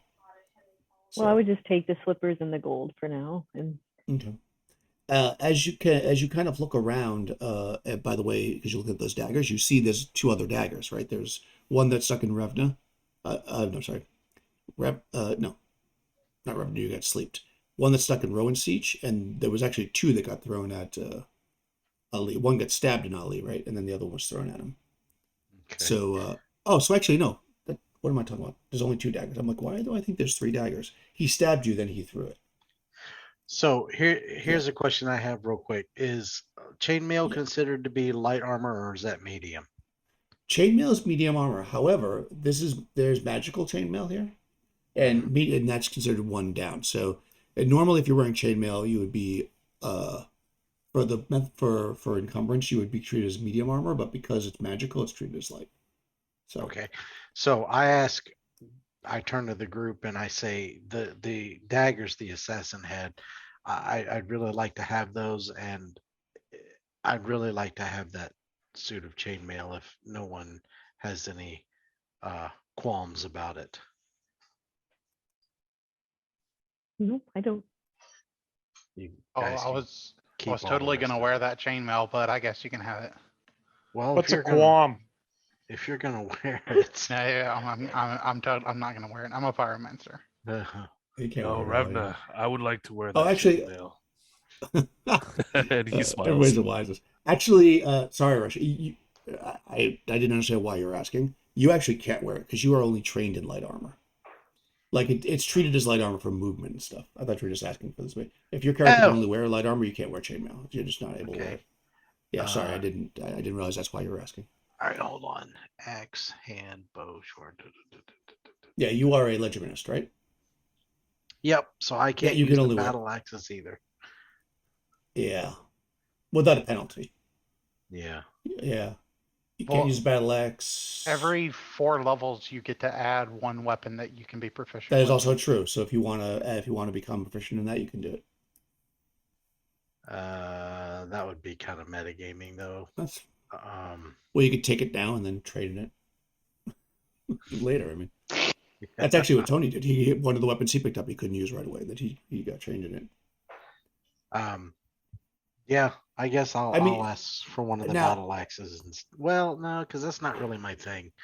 Those falcatas, do they look like just regular falcatas? They are just regular, yeah. Okay. But still cool. Now I'll just keep those daggers. Those daggers are pretty Okay. badass. So there's two of them. Of course, the poison has been wiped clean of them, obviously, Right. because it was used. But they are, in fact, just so I don't have to remember to tell you later, they're magic. They're +1. Oh. Yeah. Sweet. I didn't know that. I thought they were just cool matte black daggers. Well, usually magic like swords and stuff shine, but an assassin's sword can't shine. That'd be silly. No, I gotcha. I just Yeah, that's I why. just- So I'm gonna make them matte black. It doesn't say they just says +1, but you gotta flavor it up. Yeah. Oh, that's kind of cool though. They took your weapon, you're taking theirs. Yep. Yeah. So just as far as magical stuff, I mean, because you would know. I mean, you guys have adventured long enough to figure out the battle axe is magic. The great axe is magic. A great axe. That sounds like something. That sounds like a buka weapon. Yeah, I like that great axe. While we're here, and before I forget, am I gonna take that poison damage? Yes, you will take it eventually. Yep, you got another. Yeah, let's just do it. I guess we want to jump forward a little bit. I guess it's really rounds right before you take it, not turns. So, yeah, let's do it. Here, I'll roll it on the roll 20. So yeah, so Helene's kind of like you want to call her Celine. Helene is watching over you, and Until I randomly cough up blood. Oh, Ow. All right, yeah. I'm down So to 2. Oh, okay. Oh, you handled that pretty well. Do you feel like you need any healing? Yeah, I mean, I kind of feel like my insides are jello right now. So Yeah, because you look good. Yeah, so she'll cast a heal on you. wiping blood from my mouth. Did that work? It did, right? Yeah, Looks 4 like points. it Yep. did. It took 4 Yep. points. Yeah, she only has Cure Light left. All right. She has 2 of them though. She'll do them both, and then that's it. She get no more healing for the day. Nice. All right, so 5 points. Thank you. My insides still feel like Jello, but a little bit less. Well, that Ixian poison can be a thing. I hear that it's the witches that brew it. And she kind of side eyes Ollie. I know all about that. And he smiles. And it's quite a wicked smile. So yeah, like you can. Well, I mean, obviously the party can decide, but it is a great axe +1 if you're taking it.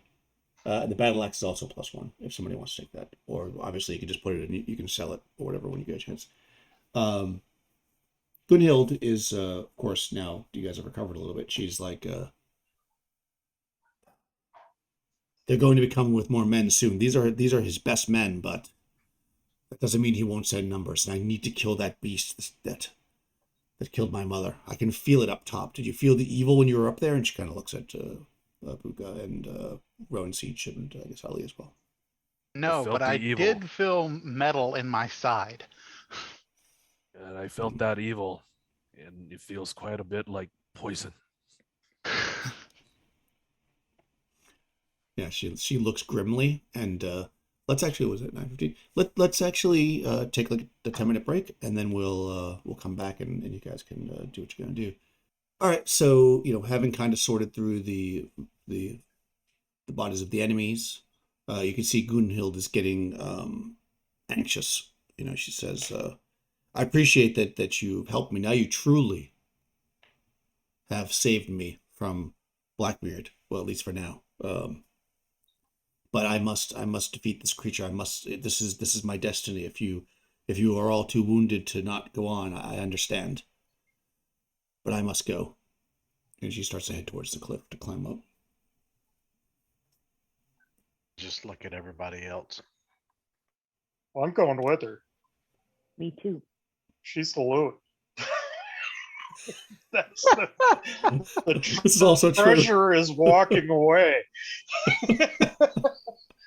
I'm coming. Nice. Well, Not only the reward, but also the fact that like she's carrying that chainmail and shield that you guys found, which is at least partially rightfully yours. I should mention too, Young, because I'm just thinking of it now. Not that you're about to do it, but you can only use that broom 3 times a day, and you've used it twice now, so you only get 1 more charge in it. It lasts for an hour per charge, though. So, Yes. just so you know. Okay. Just because I didn't realize that until I looked at it. I was like, oh, okay, we gotta watch that. But yeah, you've used it twice now for the full hour between all the combat and everything. Well, the first thing and then between the combat. So I'm assuming you're walking, I guess is what I'm saying, or not. I mean, you tell me. Yeah, he requires 1 turn to charge. So yeah, he'll be Yeah. walking. Is that a light crossbow, Daniel? It is actually. I'm going to take proficiency in light crossbow. Okay. And there are let's see, there was 20 bolts and he shot 2, so there's 18 bolts. I do have another question, and I'm sorry. No, sorry. Because because of the day I missed a couple of days, and also because the ledger maintenance apparently levels excruciatingly slow. I was trying to figure out the whole thing with the daggers, and I was like, can I do like a dagger in each hand, whatever? And Yeah. I did notice that on melee weapon, it says attack rate 1st through 6. Mastery only happens if you're a fighter, correct? That is correct. I believe so. Or fighter subclass. Yep. 1. Okay. So that means that. Okay. So I'm still only going to be able to attack with That the is- daggers once per round. You can do 2-weapon fighting, and which would allow you to attack twice. All right. I got it. Effectively, based on your dexterity. What's your dexterity? 18. Okay. So Nice. you are really okay. So you would be a -1, right? I'm doing this right. So basically, you would be a -1 on each one of the attacks, and you could because they're both weapon class 1. So if you use 2 daggers, you could attack twice, but you would get a -1 on each of those attacks. Okay. You couldn't So- throw them twice, but you could. Well, actually, throwing. You're throwing, I get 3 too. So Right. So throwing, you could throw 1 and then 2, but you only have 2 daggers right now, so that doesn't really benefit you. Yeah. But yeah. so But you can. Yeah. essentially, You can dual wield if you want. You'll just be -1 on your attacks. so essentially, if I dual wield, it just cancels out the +1 to hit. That's correct. Okay. Well, okay. Yeah. That's you what I you needed can to know. Do that. You can do that some rounds, not other rounds. It's all up to you. Gotcha. I don't know if you can use a shield or not, but I think you I can. You can use a Can, shield but if I you don't already have one. There are shields here if you'd like a shield. Just No, I'm while good. you're looting bodies. Shields aren't cool. Nobody uses shields, and only the people No, that live. I used them in my other characters, but No, I'm just kidding. Yeah, no, I know. I'm just rather saying. I'm stabby, just saying stabby stuff stab. that you can use. Yeah, there's no other daggers or anything. Like I said, the other weapons. It's a 2-handed sword, but that's probably not your jam either. Nope. And there's a short sword. You might actually be able to use that too if you just want to have extra weapons. It's a plain short, so like a non-magical one, but there's a short sword. Daniel, what's the unskilled attack penalty? -2. For Is it 4? you, no, it depends on your class. Oh God, where is that? Now I gotta find it. It's the magician subclass. So yeah, usually let's see, probably it's- 4. It's probably 4. I have to check it. I'm trying to find it now. I don't know. Do you know where that is, Crystal? It's in the same area. It tells you can get extra. For proficiencies. magician, it's -4. Oh, you found it. Okay, yeah. Gotcha. I was looking right at it. Cool. Yeah, fighters don't have it at all. And some people are like -2. It really depends. Yeah, okay, I found it too. Yeah, so magician. The arrows. No, the no, 12 no. You're with you. Okay, go ahead. The 12 arrows that we found, are they special at all, or are they just No. regular plain arrows? Not a longbow. It's just a regular longbow, regular arrows. Cool. Legitimate though is only -2. With the non-proficiency. Yeah. Yeah. So it's not bad if you want to use something. But if you had a pinch, if you had to. Okay. So yeah, with all that said, Gunhild is she scales that wall. I guess she gets up to the top and of course she sees you're coming, which is good because you could see she turned around, realizing that it was dark and she didn't have a torch. So she kind of looks, she's young, inexperienced, but a killing machine with that spear, clearly. So yeah, if you all come up, you're in this area 28B now. Let me redo the description of this area so we can, after that whole fight, we can see what's going on. I'm gonna say to her, here, let me help you out, dear, and I'm gonna cast candle on the tip of her spear. On the spear? Yeah. Okay. All right. She's like, thank you. The flame of the Valkyrie is with you. She says awkwardly because she doesn't really know what to say because she was a kid, more or less. She says it as if like it's a real thing, and you're probably like, I know a lot Sure. about fires, and I've never heard of the flame of a Valkyrie. well, Valkyrie is a flaming, and okay. Anyways, all right. So this dry, lumpy cavern. Nope, that's the wrong one. This half of the cave rises 15 above the western counterpart. It has full, further shifts. So essentially, you're going to kind of go. So you can see on the ground. I think I mentioned this when we first came up here. There's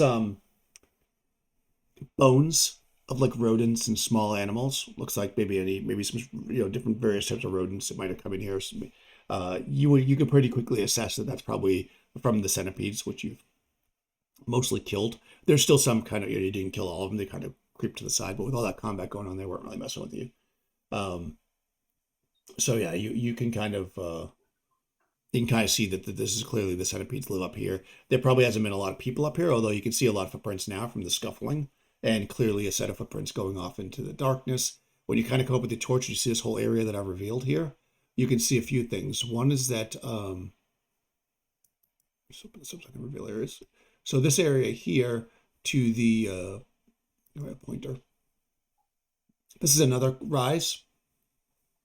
This one rises up 25 feet, as does this one. And you can see that, I don't know, do you guys have tracking? Because this guy's pretty good, actually. I'll roll his skill. If nobody has a tracking skill, I'm going to roll his hiding skill to see if he was able to cover up his footsteps.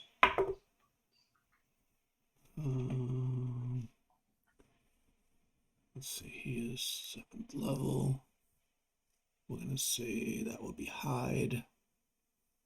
Yeah, you get around here and you can see that it looks like the footsteps suddenly kind of disappear. You know, it's hard to see where he went. So maybe you decide, you see that there's like clumps of rock and stuff. So maybe he's jumped from rock to rock, or maybe he covered him up, but you can't see where the assassin may have gone. He's just nowhere to be seen. But you basically have two more areas. Two areas that are rises.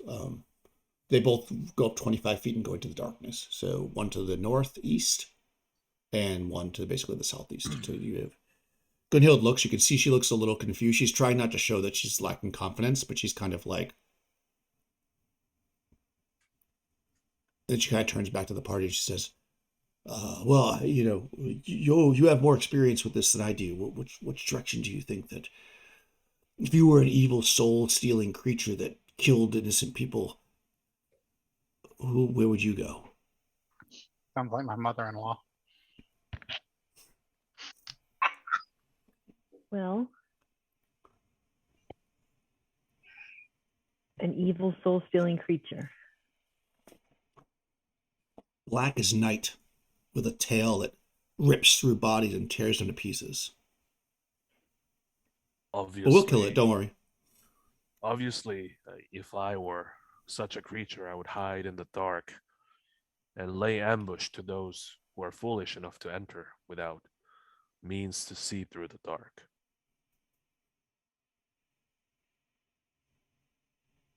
Well, I have this light, and also Vanessa still has a torch, right? I'm assuming, because otherwise she Yeah. wouldn't be able to see as much as you can see. She says, you know, she's got this long spear. She's like, I have this light, this little candle on top of. Ali looks around. Are there any vantage points from where they are right now? I mean, are there like cliffs where some, creature may lie in wait and watch where they're going?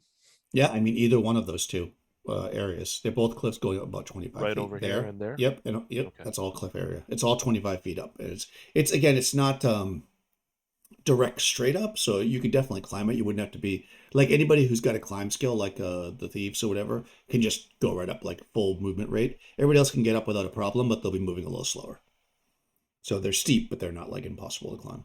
Yeah, You would Ali need a rope points right at those two cliffs and say, well, the dark cranny in the shadows over there, that's where, if I were such a creature, I would try and watch our movements from there.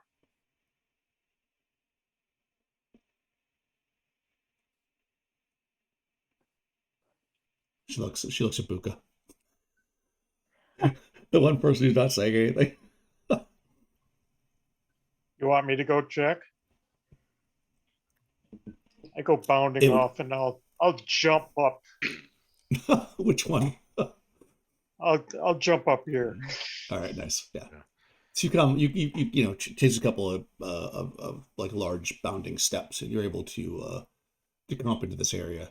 The torchlight is below you, so you can just barely see a little bit, kind of flickering. And it looks like it opens up into a cave up here for sure. Oop, I can't reveal it for some reason. Reveal areas. Yeah, I mean, you can't see very far without a torch. So if Right. who just wants to pass it to you, or Yeah, I'd give it to you if you wanted it. Yeah, I'll take it. How far Put the does hot it? back down. How I far could- does it? I can leap 25 feet, so oh yeah, you leap right to the top. You're standing on the top of it, and you're in the darkness. Well, Yeah. you're at the edge of the darkness. Yeah. I'll What was your hop question, back Crystal? down. I was asking Show how up. much a torch lights up because it says the About 30, 40 candle. feet. Oh, okay. Because it says the candle does 15 feet. Oh, does it? Okay. Mhm. Nice. So further than I thought. Yeah, I would think a torch lights up, but I don't actually. It doesn't even say. I always assume a torch lights up about 40 feet. 30 feet. It says. 30 feet. Okay. Well, wow. That is Candles not is as far as a torch. All right, there you go. Yeah. So 15 feet with the candle. But all right. So Goodhilt's gonna climb up there with you. So you all, with a torch and such, you get up here. Well, I need to, pay the extra money here so I can have the, what do you call that? The special lighting that they give you with roll 20. Then we can be fancy. 1, 2, 3. Oh, look at Eh, eggs. yeah. They're You snail eggs, I bet. No, why would you think that? Okay, so yeah, you look up here. You get to the top with the torch and the candle, and Gunhild's up there. Everybody's starting to make the. I mean, I'm assuming anybody not making their way to the top. I'm following the crowd. Okay. Okay, so now I'll read what I was about to read before. This dry, lumpy cavern is the host to eggs. Gray and somewhat translucent. Each stands about 2 feet tall and spaced 3 to 5 feet from each other. If the light is shown on the eggs, which you're doing, strange, wriggling, scorpion-like creatures can be observed within. As soon as Gunhild sees it, she says, "Oh, those are the creatures. We must kill them." And she starts to step forward with her spear. No, hold on. Yeah, And, I he grab looks her at- as she goes. Yeah, he looks at Roinsich and says, "Perhaps this is best that you take care of these." Yeah, maybe. I just gotta say, xenomorphs. Anyone? Yeah, I was already there. Yep. Game over, man. Why don't you put her in charge? Yeah. Well, I have something that may work. Everyone stand back, and I can burn off at least a portion of these. Affirmative. Yes. Ali says, So- perhaps I could cast something as well. Or we could just let them be. No, they must be destroyed, Buka. Yeah, I like the idea of destroying them. These are the babies, the children of the beast that slayed my mother and killed many of the people in my village. Vikings, good, strong Vikings. Shield maidens. Right. But wouldn't you get upset if we were killing babies? These are beasts. They're evil. They are monsters. Right. But still, wouldn't you be upset? Why Right, and that- enrage them? No, So kill them Why first. get them enraged? Right. Huh. Do you know something about rage? I just That's figured for we'd sure. just set fire to the whole group before the Yeah, mother comes back to roost. that's what I'm gonna do. I'm gonna cast Burning Hands. Burning Okay. hands. Okay. Could I cast something simultaneously? Sure. Of course. I mean, yeah. Yeah. What are you doing? Yeah, Ali says, anyone is welcome to hop on my back. And he turns back into that griffin that you saw earlier. So you're casting it again? Yeah. Okay. You guys are burning up spells.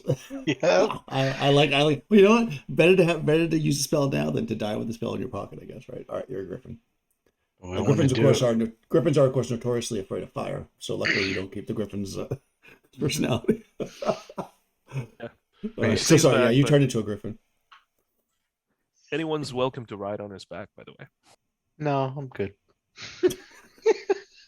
Yeah, I'd rather stay off your back. He's like, anyone can It's ride on my just- back. He turns into a griffin. Everybody looks at him. He's like, no, Revan it's is all just- right. We're good. Revan is just like the creature's liable to, when it comes back to roost, it more than likely, usually a creature will come back and roost at night. Mostly they'll come back at night. Mostly. So hurry up. Yeah. So what does the spell do? Give me the range and stuff, Crystal. Like how each one of these crystals. 120-foot arc. 120 feet Uh, or hor- degree. Panning Okay, out in a this- 120-degree horizontal arc. Or how And far? it does panning out in a 120-foot 20-degree arc, How far? horizontal arc.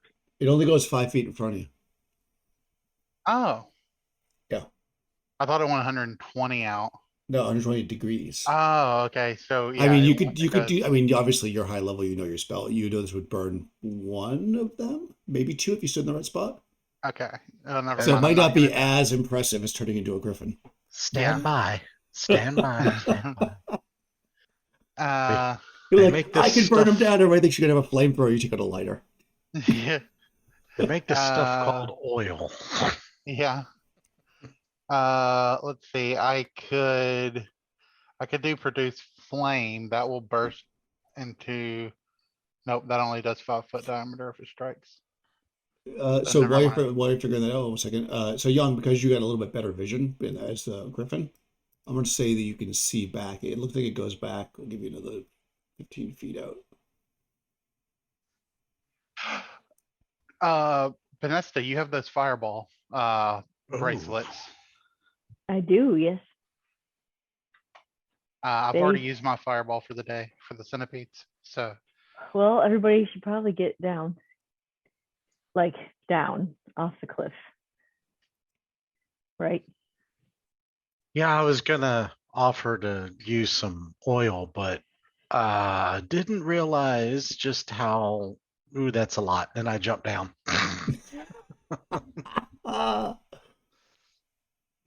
Yeah, everybody should probably get down and I can, because it expands, right? The fireball, right, Rowan Siege? yes, Right. it Rowan does. Siege knows everything about fireballs, so he can tell you all the. Yep. So what I'll do is I'll probably get on the carpet and throw it and then fly down myself. Okay. Yeah, I mean, you can throw it because it's actually a fireball spell, so you can throw it as far as you want. You know, I mean, as far as the spell would lead. You don't have to rely on how far your actual hand can throw it. Oh, So well, so then maybe I mean, should have Buka do it because he probably throw farther than I can. Hold on. What no, am no, I no, doing? no, no, no, no. I'm sorry. No, I'm sorry. I'm saying the opposite of that.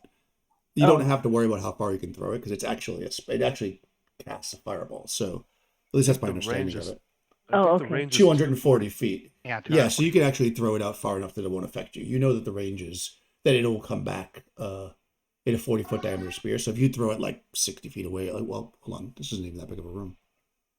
Let's see, 40 feet is like there exactly. If you throw it out there, that'll come back to right about where you are. So if everybody jumps down, you should be able to throw it out that far and take most of Okay. the room out. Okay, that's Yeah. what I'll do then. Okay, you can definitely do that. You want to roll some Yep. damage there? What did I say there? There's smaller ones, right? And there's bigger ones. There's three you of wanna- them. There's three of Yeah, them. there's two small ones and one big one. Yeah, I will throw a smaller one, I think. Okay. So did I tell you what they were? I didn't tell you how much they were, right? Of course not. No, I don't have it written down anyway. Yeah, no, I probably didn't tell you because there'd be no way you'd really know. Okay. Pearl So you is throw fire. a smaller one. Yeah. All right. Roll 3d6 damage. 3d6. Got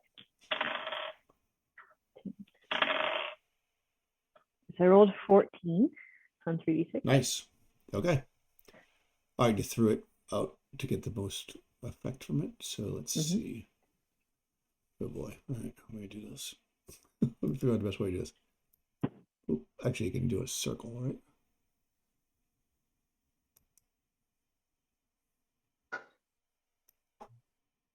Now we've made mommy very angry.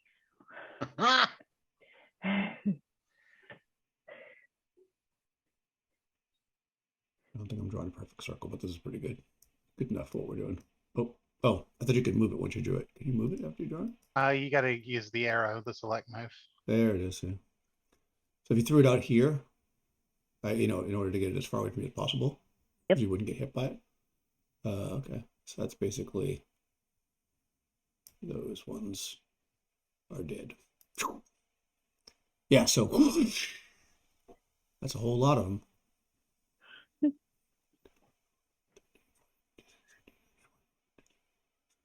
Is that 28 or 29? I think it is, right? Let's say 29. 29. All right. So let's do this. Oh, fantastic. Okay. Oh God. I throw. You hear.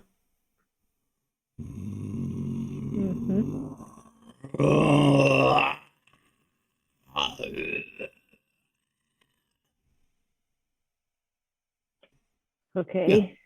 Pretty loud. Very Guys, loud. from which direction? It sounds like it's reverberating around this whole place. In fact, it's loud enough that you probably put your hands over your ears. You're all basically down here now. Oh, so I guess you're everybody still hears. flying. Well, yeah, everybody went down, right? Oh, everybody hears it. Oh, yeah, you guys hear it. Though it almost feels like the floor is shaking. Like that kind of sound. And then you feel like icy coldness through your entire body. Like it's almost like you're stepping back out on the Gal Hills again when you guys were traveling out there.